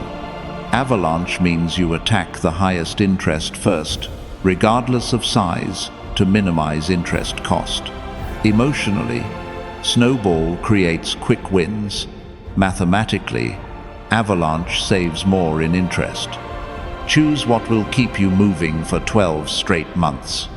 If your stack is messy, consider ethical debt consolidation only if the rate is lower, the fees are clear, and the term does not lull you into a false nap.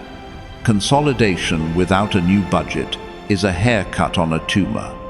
Kill the cause, not just the symptom.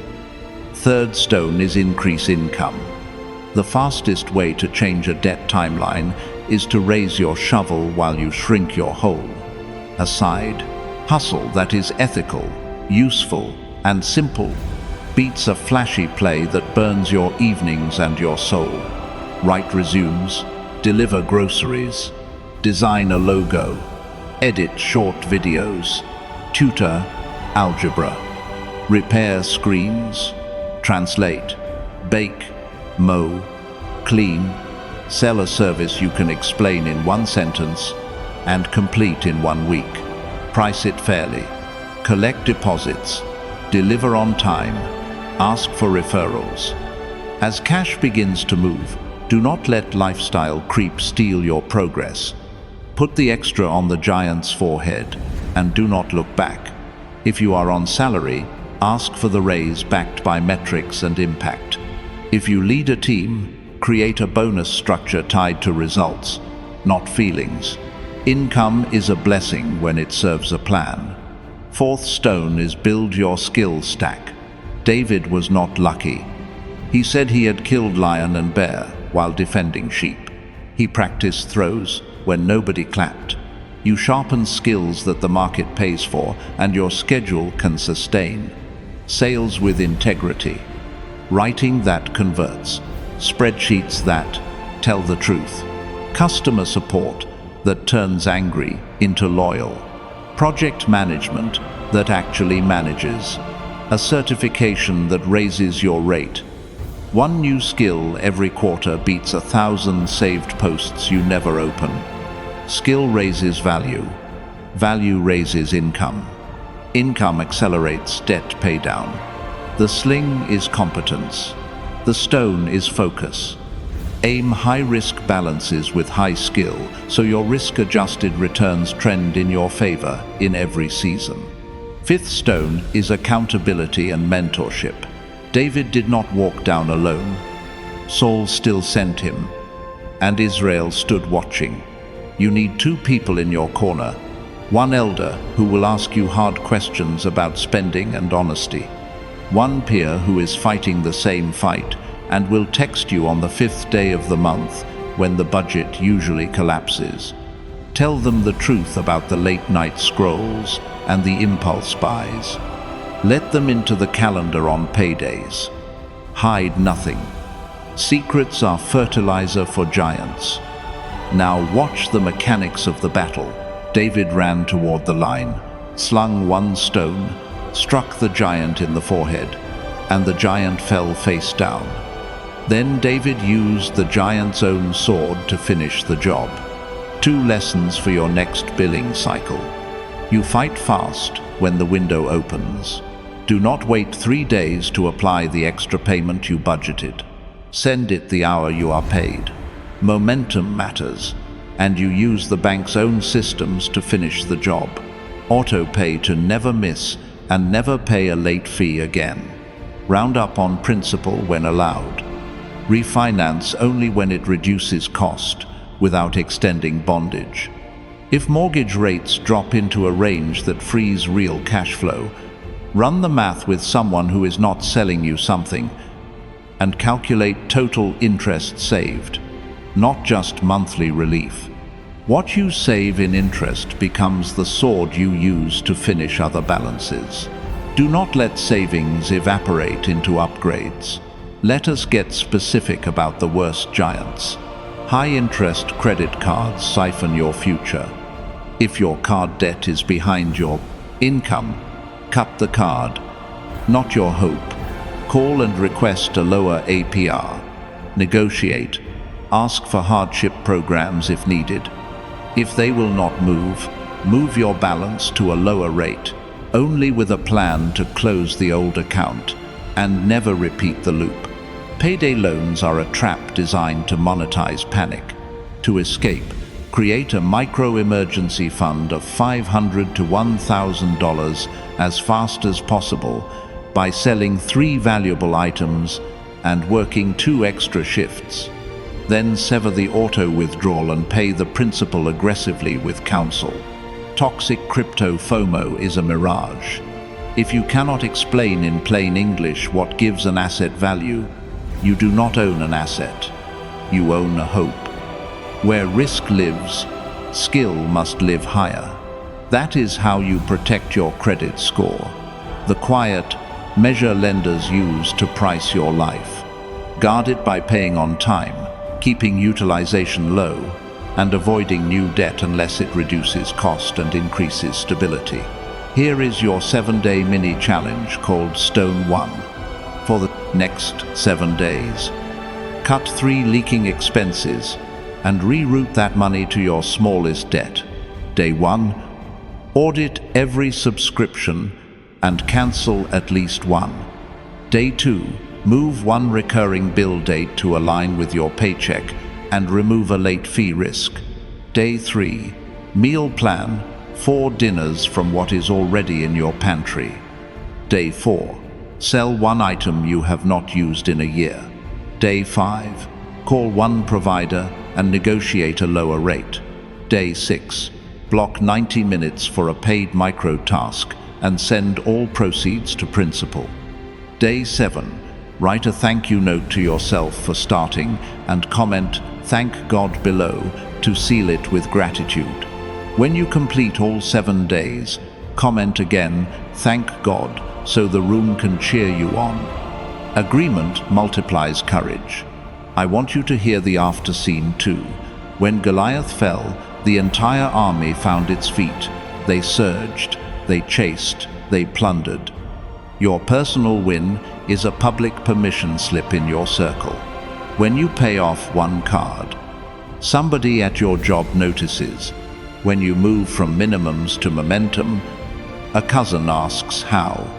When your budget starts to sing, your team wonders if the department can apply the same clarity. You are not small. Your example is the first pebble in an avalanche of better choices. You might ask, what about passive income? Where does it fit in this battle? Not as a fantasy that replaces work, but as a reward that sustains freedom. When your debt payments die, those dollars must live again as monthly streams that serve your future. A small rental that actually cash flows after repairs and vacancy. A dividend fund you feed calmly every paycheck.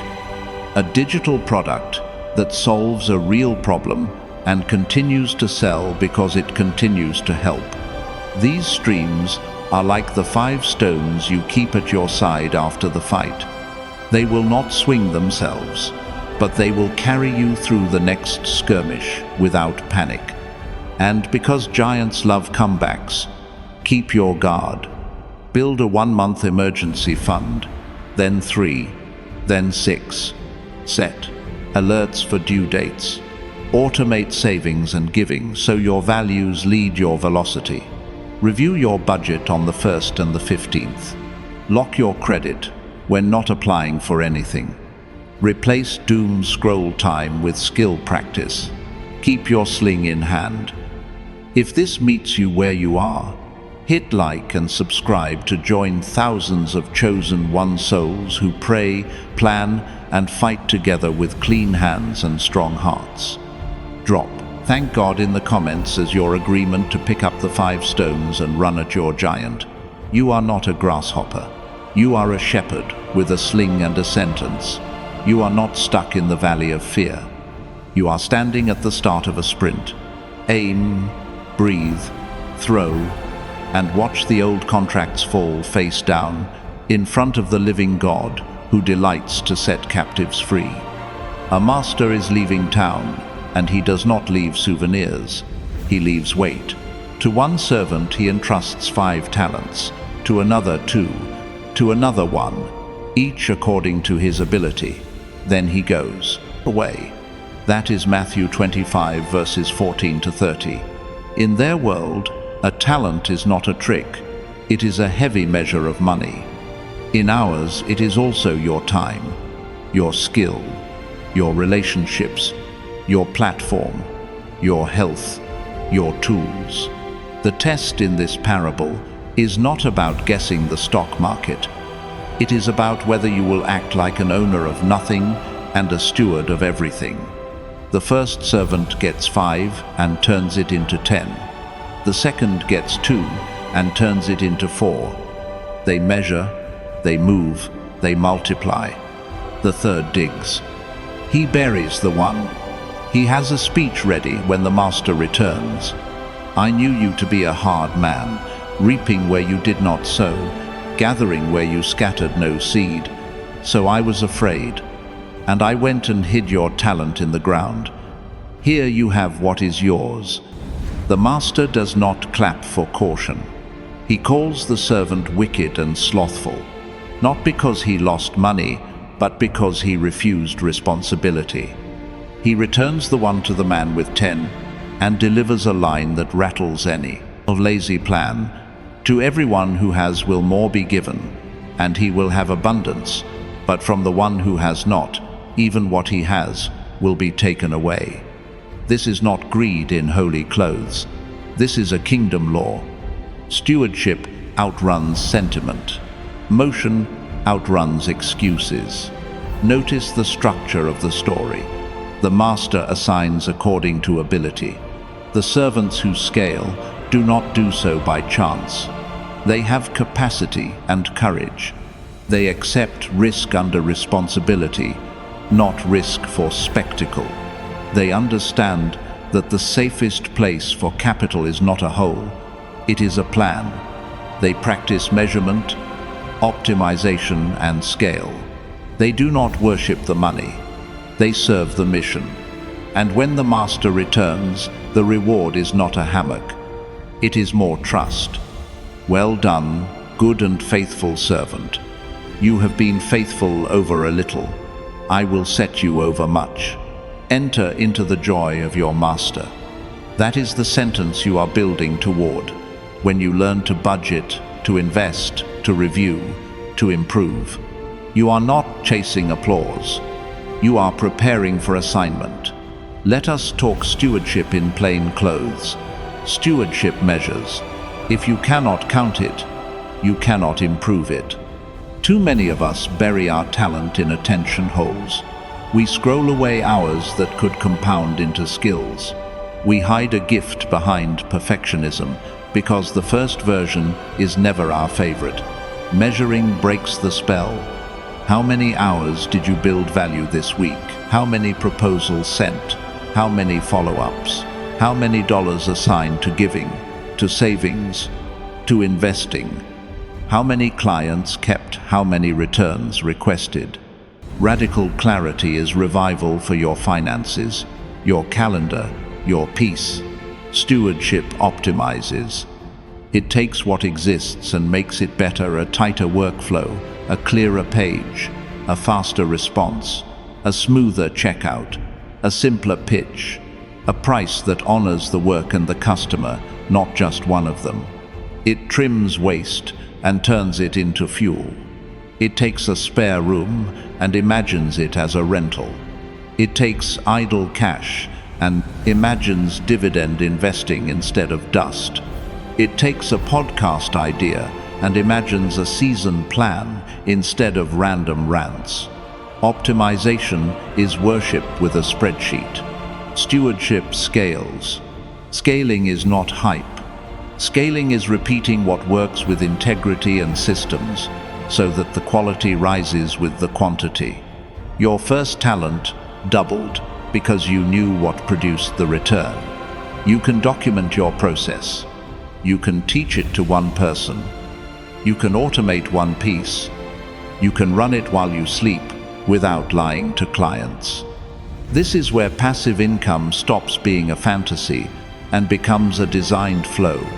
You buy an asset that throws off cash because people use it or pay rent for it or share profits from it or license it. You do not bury the asset in complexity. You place it into a system that reports, repairs, and replenishes. Picture 3 channels in front of you. The first is real estate investing done with ethics and math. You buy what cash flows, not what flatters. You stress test the numbers for vacancy and repairs. You treat tenants with dignity and obey the law. You keep reserves so one broken water heater does not break your soul. You manage risk with insurance, inspections, and boundaries. The second is dividend investing. You collect fractional ownership in durable companies and funds that share profits. You reinvest for years. You focus on total return, tax efficiency, and time in the market, not timing the market. You do not panic at headlines or worship green candles. The third is royalties and licenses. You create things that solve real problems, books that teach, music that serves, software that saves hours, templates that make small teams look big. You license the result and let it pay you each month as it keeps working for others. None of these are get rich quick. All of these are get faithful and watch what God can trust you with next. The parable also teaches risk management as a holy practice. The burying servant calls his fear wisdom. It is not. He confuses riskless with faithful. In a fallen world, there is no riskless. There is only wise risk and foolish risk. Wise risk knows the downside before it chases the upside. It diversifies across assets and time. It does not put rent money into a rumor coin because a thread got loud. It resists leverage that turns a hiccup into a hospital visit. It reads contracts and asks hard questions. It prices time as a cost. It admits when something is above its ability for now. Then it grows its ability. Foolish risk is impulse without understanding. It plants no seeds and expects harvests. It spends first and calls it self-care. It hides losses under new loans. Do not dress fear as prudence, and do not dress greed as courage. Ethics is not a garnish in this story. It is the table. Real estate investing with ethics means you do not squeeze tenants with illegal fees. You do not play games with safety. You do not fake comps. You do not bait and switch. You deliver a clean, safe, maintained home at a fair price. And you make a fair profit. Online business with ethics means you do not sell time freedom while chaining your contractors to chaos. You do not manufacture urgency with lies. You do not pad testimonials. You do not teach tactics that burn platforms and people. A steward knows that God sees the P&L and the motives and rewards those who do both with fear of the Lord. If you ever wonder whether a tactic is holy, ask if you would repeat it in front of the master while handing him your ledger. Let's design an on-the-ground talent plan for the next quarter. Choose one active engine and one passive or semi-passive channel. If your active engine is services, pick a lane and raise excellence until word of mouth outpaces your posts. Track lead to proposal, to close, to deliver, to referral. Tighten every handoff. Meanwhile, pick a passive channel that fits your current ability. Maybe it is a small monthly contribution to a broad market fund that pays dividends, which you reinvest. Maybe it is a low-cost digital product that people genuinely need and can use without you in the room. Maybe it is a small storage unit rental on land you already own. Do the math. If it does not cash flow on paper with conservative assumptions, it will not cash flow in real life. Build reserves, document the process, review monthly, raise the standard quarterly, and keep your giving as the first line in the budget, because the master measures hearts while he measures returns. There is a quiet sentence in the parable you should memorize. After a long time, the master of those servants returned and settled accounts with them. Long time means you will be tempted to drift. Settled accounts means you will not drift forever. The day is coming when you will open your books in the light. Let that thought purify your motives and energize your work. You are not hustling for a dopamine hit. You are preparing for joy. Enter into the joy of your master is the payoff. Line: joy is the return on faithful stewardship. Maybe you have buried a talent already. You bought gear you never used. You launched a site and abandoned it. You have an old song, an old idea, an old course, an old asset in a digital drawer. Dig it up. Repent is not a dirty word. It is an investment term in the kingdom. It means cut your losses on pride and reallocate into obedience. Ask God for wisdom. Ask a mentor for critique, and bring the thing to market again. Smaller, cleaner, truer. The master does not despise restarts. He despises refusal. If this is lighting a responsible fire in your chest, like the conviction that you have more to steward than you have been using, hit like and subscribe to join thousands of chosen one souls designing honest portfolios and clean businesses together. Drop 777 inches. The comments if you are committing to measure, optimize, and scale one talent this quarter. Agreement matters in this room because we pray for each other and we build with accountability. Hold this line because we are about to open a window. In part 9, we will talk about a test God gave Israel that opens heaven over ordinary people. We will weigh the heart of tithing, the warnings against manipulation, and the promise that when the order is right, windows swing and provision moves. Before we go there, settle this. You are not the master, you are the steward. But in this house, stewards are trusted with cities. Measure, optimize, scale. Keep your hands clean, your plan simple, your motives pure, and your eyes on the day when the only words that matter will be spoken over your books and your life well done. There is a sentence carved into the story of God with his people that resets our money and our motives.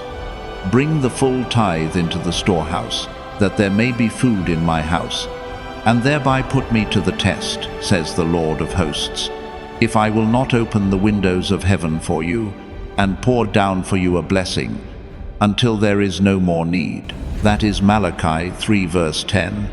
People love to quote the window. Fewer want to talk about the heart, the order, and the integrity that make that window safe. So today, we are going to set the frame with 3 pillars: Malachi 3:10, Deuteronomy 8:18, and Matthew 6:33.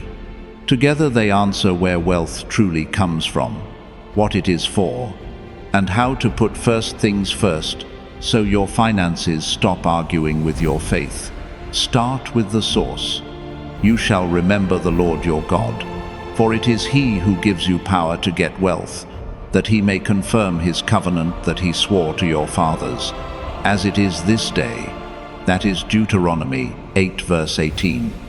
He gives power to get wealth, not a lottery. Power, ability, ideas, opportunity, strength, skill.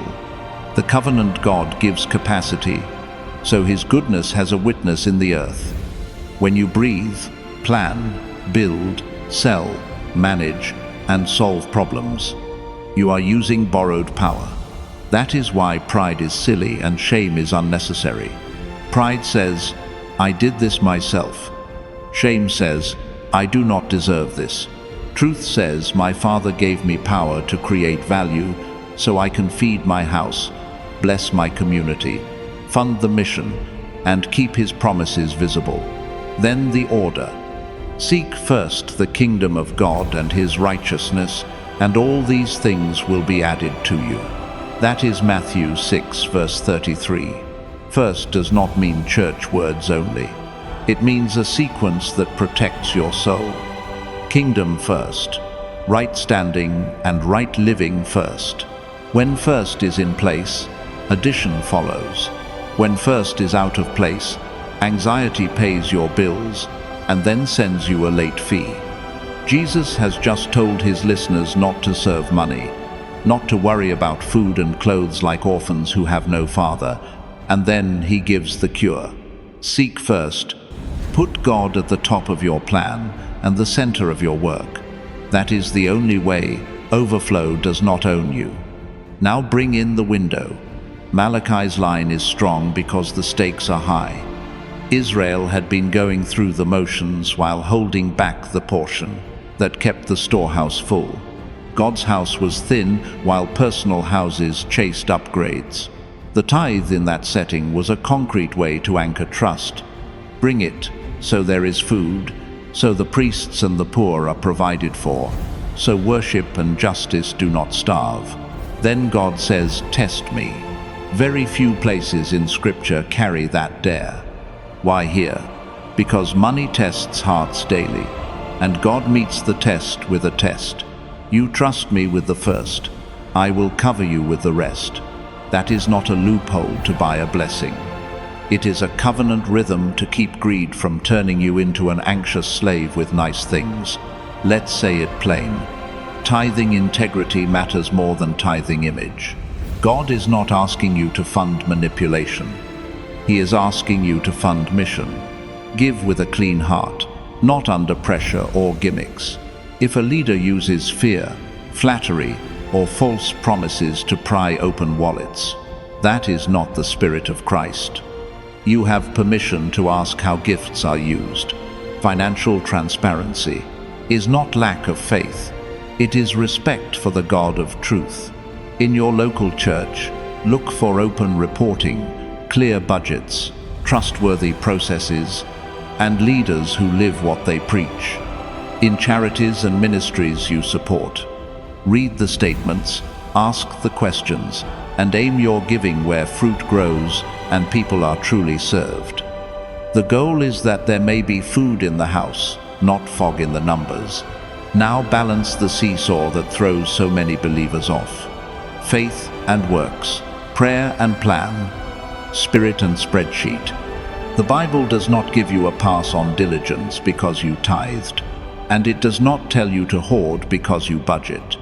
It says, seek first and add wisely. Pray for wisdom, and then practice it in personal finance and business.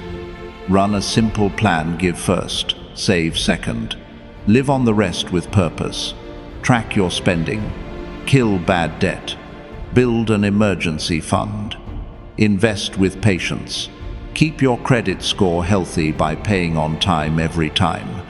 Price your work fairly and deliver like your name depends on it, because it does. Tell the truth in contracts. Honor your team. That is integrity in business. That is worship with numbers. When Malachi promises open windows, picture more than a money shower. Think protection, timing, ideas, favor with the right people, room to breathe, customers who find you at the right time, repairs that cost less than they could have, a mentor you did not expect, a door you could not have forced. The same passage speaks of rebuking the devourer for your sake, so that your vine will not fail to bear. Sometimes the window looks like your tires lasting longer, a deal not dying at the last minute, your child finding a scholarship, a contract getting paid on day 13, not day 90. It is grace on the work, not a replacement for work. Let's build a simple practice you can live this month. First, settle the order. Before you buy, give. Not to earn love, but to train your heart. For many, 10% is a strong baseline of trust and training. If you are starting from zero, choose a real percentage and make it the first transaction after income hits. Second, choose where, with wisdom. Your local church should be first in line if it is healthy and transparent. Then add targeted generosity to people and works that lift the poor, preach the gospel, and repair what is broken. Third, put sunlight on your own numbers. Publish your family budget to each other. If you run a business, publish a clear dashboard to your team. Financial transparency inside your house is as holy as transparency in your church. Fourth, bring your work up to your prayers. Ask God to bless your business while you clean your process. Ask God for increase while you reduce waste. Ask God for customers while you answer emails like a pro. Fifth, check your motives monthly. Are you giving to manipulate a result, or are you giving to honor your Father and bless people God loves? Keep your heart clean, and your window will not turn into a slot machine. Some will say, what about people who gave and still had a hard month? Read Deuteronomy 8. He fed them in the wilderness to teach them that man does not live by bread alone. Hard stretches are not proof that giving fails. They are classrooms where faith matures and wisdom grows. Keep going. Keep the first. Keep integrity tight. Keep the plan simple. Review and adjust. Your Father sees in secret and rewards in the open, often in ways that grow you, not just your accounts. A word to those burned by abuse. Maybe you watched a leader live large while the flock lived thin. Maybe you were promised 100-fold for a seed you could not afford. Hear me. God is not a slot machine, and generosity is not gambling. Forgive the manipulation without abandoning the principle. Choose healthy leaders and transparent houses. Heal and give again with wisdom. The enemy would love to use your pain to shut your window for life. Do not let him. Tithing integrity means you give with joy, under no man's thumb, with your eyes open and your heart soft. Let's pull this into a weekly rhythm you can keep. Sunday, set the order. Give the first. Monday, set the plan. Review the budget and the business dashboard. Tuesday, set the work. One action that raises revenue or reduces waste. Wednesday, set the heart. 10 minutes in Matthew 6 out loud. Thursday, set the house. One act of generosity to a person, anonymous if possible. Friday, set the margin. Move a small amount into savings or investments before the weekend. Saturday, set the rest. Put the phone down and enjoy what you are building with God. This rotation keeps your soul and your spreadsheet walking together. Your key words for this chapter: live where real life lives. Tithing integrity means your giving and your life match. Generosity is how you break fear and invite flow. Financial transparency is how you protect trust at home, at church, and at work. When these three move together, windows open in ways that no ad can mimic, and no scam can fake. If you feel the fire of faith waking up inside you right now, like order is returning and fear is losing its seat, drop 888 inches the comments, and we will pray together at the end. And if this space is helping you build a clean life with a strong plan, subscribe to join thousands of chosen one souls who seek first and then add wisely. We are building a circle where numbers and prayer hug, where giving is glad, where business is honest, and where the storehouse is full enough that there is always food when someone hungry walks in. One last picture for your mind. Windows are meant to open for light and air, not just for bags of money. When the windows of heaven open, you see better and you breathe better. You make clearer choices. You feel less panic. You spot scams faster. You sense which deals carry peace. You write checks with joy. You sleep. That is the blessing until there is no more need. It is God's presence on your priorities. Keep the first line holy. Keep your hands clean. Keep your plan active. And watch how the open window becomes your normal sky. The world is noisy with predictions and panic, but under the surface, something quieter and stronger is happening. The timelines are splitting. One road keeps people enslaved to hurry, hype, and the illusion that money is the master.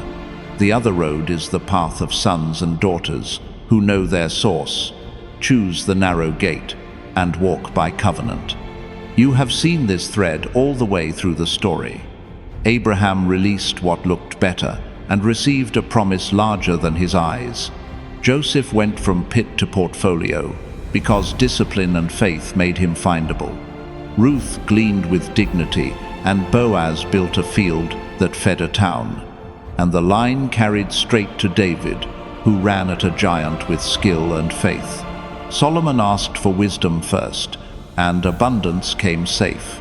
Jesus told a parable where stewards who measured, optimized, and scaled were welcomed into joy. Every chapter is a signpost on the same highway. Choose life, choose covenant, choose wisdom, choose stewardship. The narrow gate is not a punishment. It is the entrance to the prosper timeline. The great wealth transfer mindset begins with identity. Slaves ask, "How much can I get away with?" Sons and daughters ask, "How much can I be trusted with?" Slaves chase shortcuts because they fear tomorrow. Sons and daughters build systems because they trust the Father of tomorrow. Slaves need a crowd to feel safe and end up broke with company. Sons and daughters can quietly follow instruction and end up with influence that carries mercy. You can feel the difference in your chest. One timeline spends to numb, the other invests to serve. One timeline worships money and treats people as tools. The other worships God and treats money as a tool to bless people. This is not theory.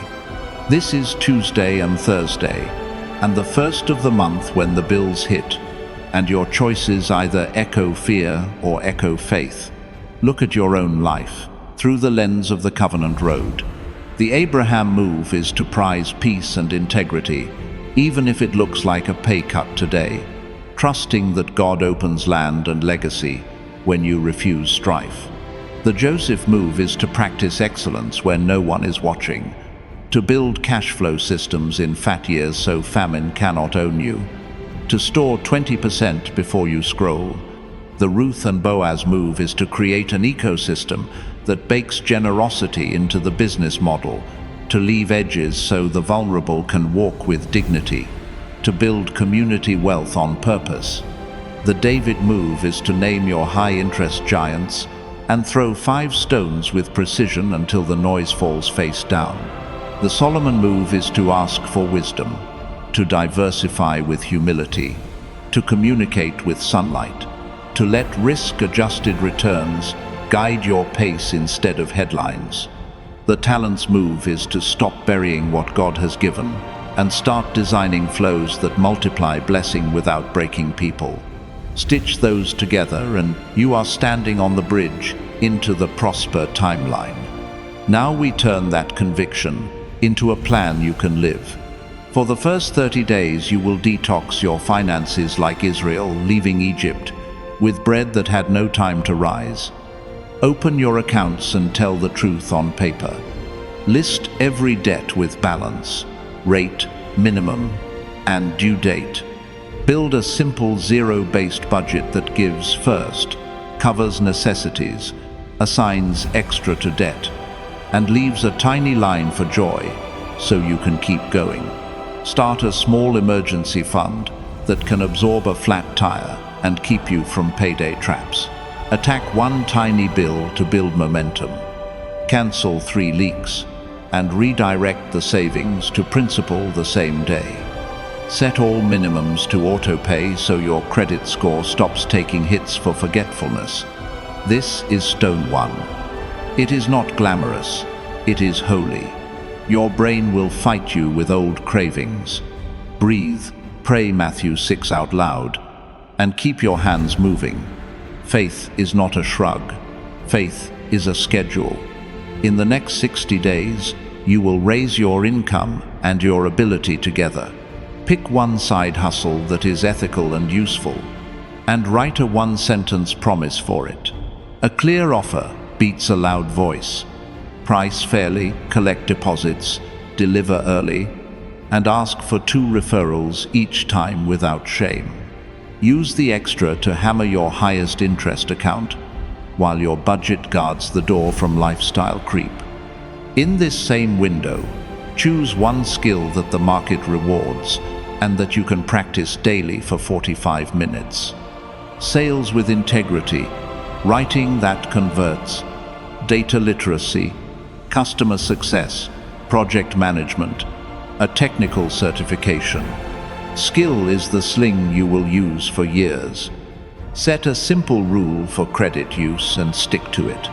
Keep utilization low, avoid new debt unless it cuts cost, and let on-time payments rebuild your score month by month. If consolidation truly lowers your rate and total interest without resetting the clock to slavery, consider it with a counselor at the table. The goal is not a pretty statement. The goal is freedom you can sleep in. By 90 days, you will begin planting streams for tomorrow. If your foundation is solid and the budget is breathing, open a small position in a broad market fund and set an automatic monthly contribution you can keep through storms. That is dividend investing in slow motion. Start learning one corner of real estate, investing with ethics and math. If a small, conservative deal that actually cash flows appears, run the numbers with vacancy and repairs, and only move if peace and prudence agree.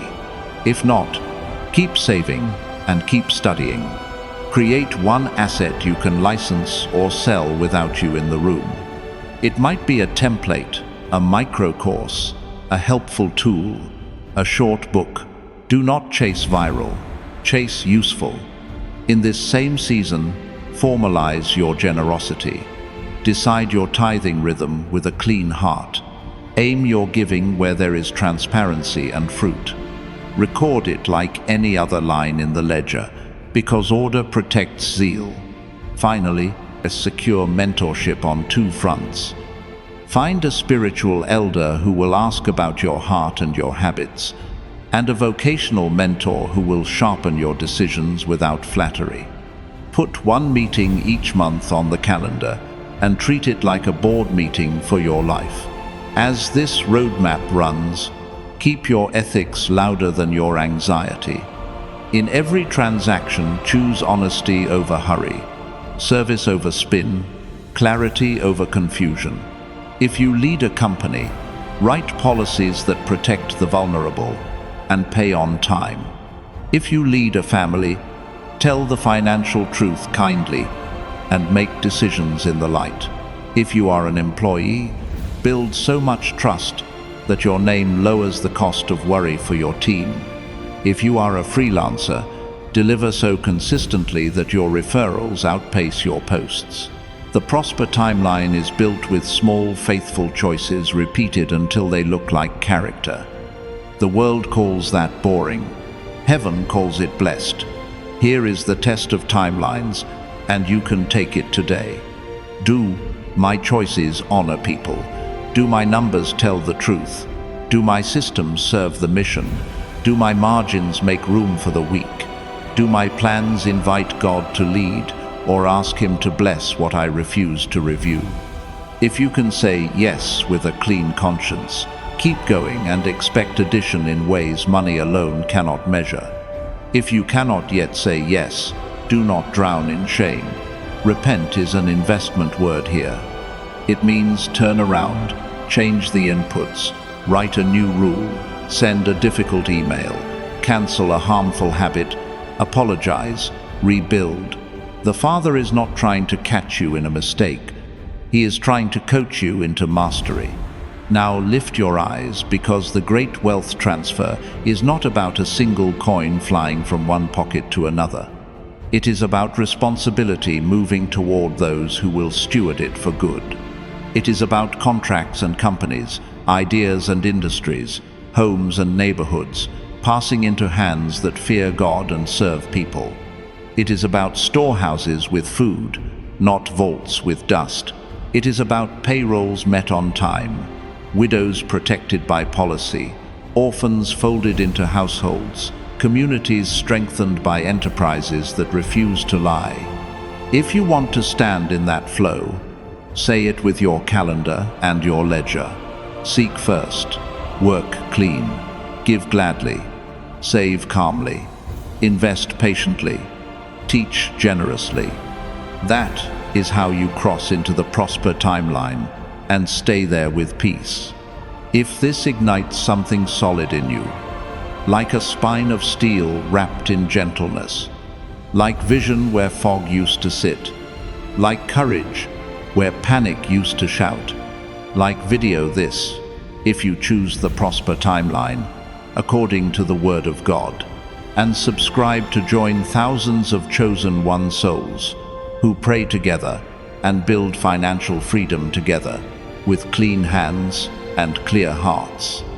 Drop, thank God, or 777 inches, the comments to add your voice to this room of faith, because agreement here is not noise, it is an amplifier for prayer and for action. When we land the whole journey, we will open a quiet space to pray and to seal what God has begun, and we will say out loud what you need to hear in the marrow of your bones. You are not being left behind, you are being moved. Every obedient choice has been a step across the sea and onto dry ground. Keep walking. The narrow gate is behind you. The wide sky is ahead of you. The window is open. The storehouse is filling. And the road you are on leads to a life that is prosperous and good, not only in numbers, but in love, in justice, in rest, and in joy.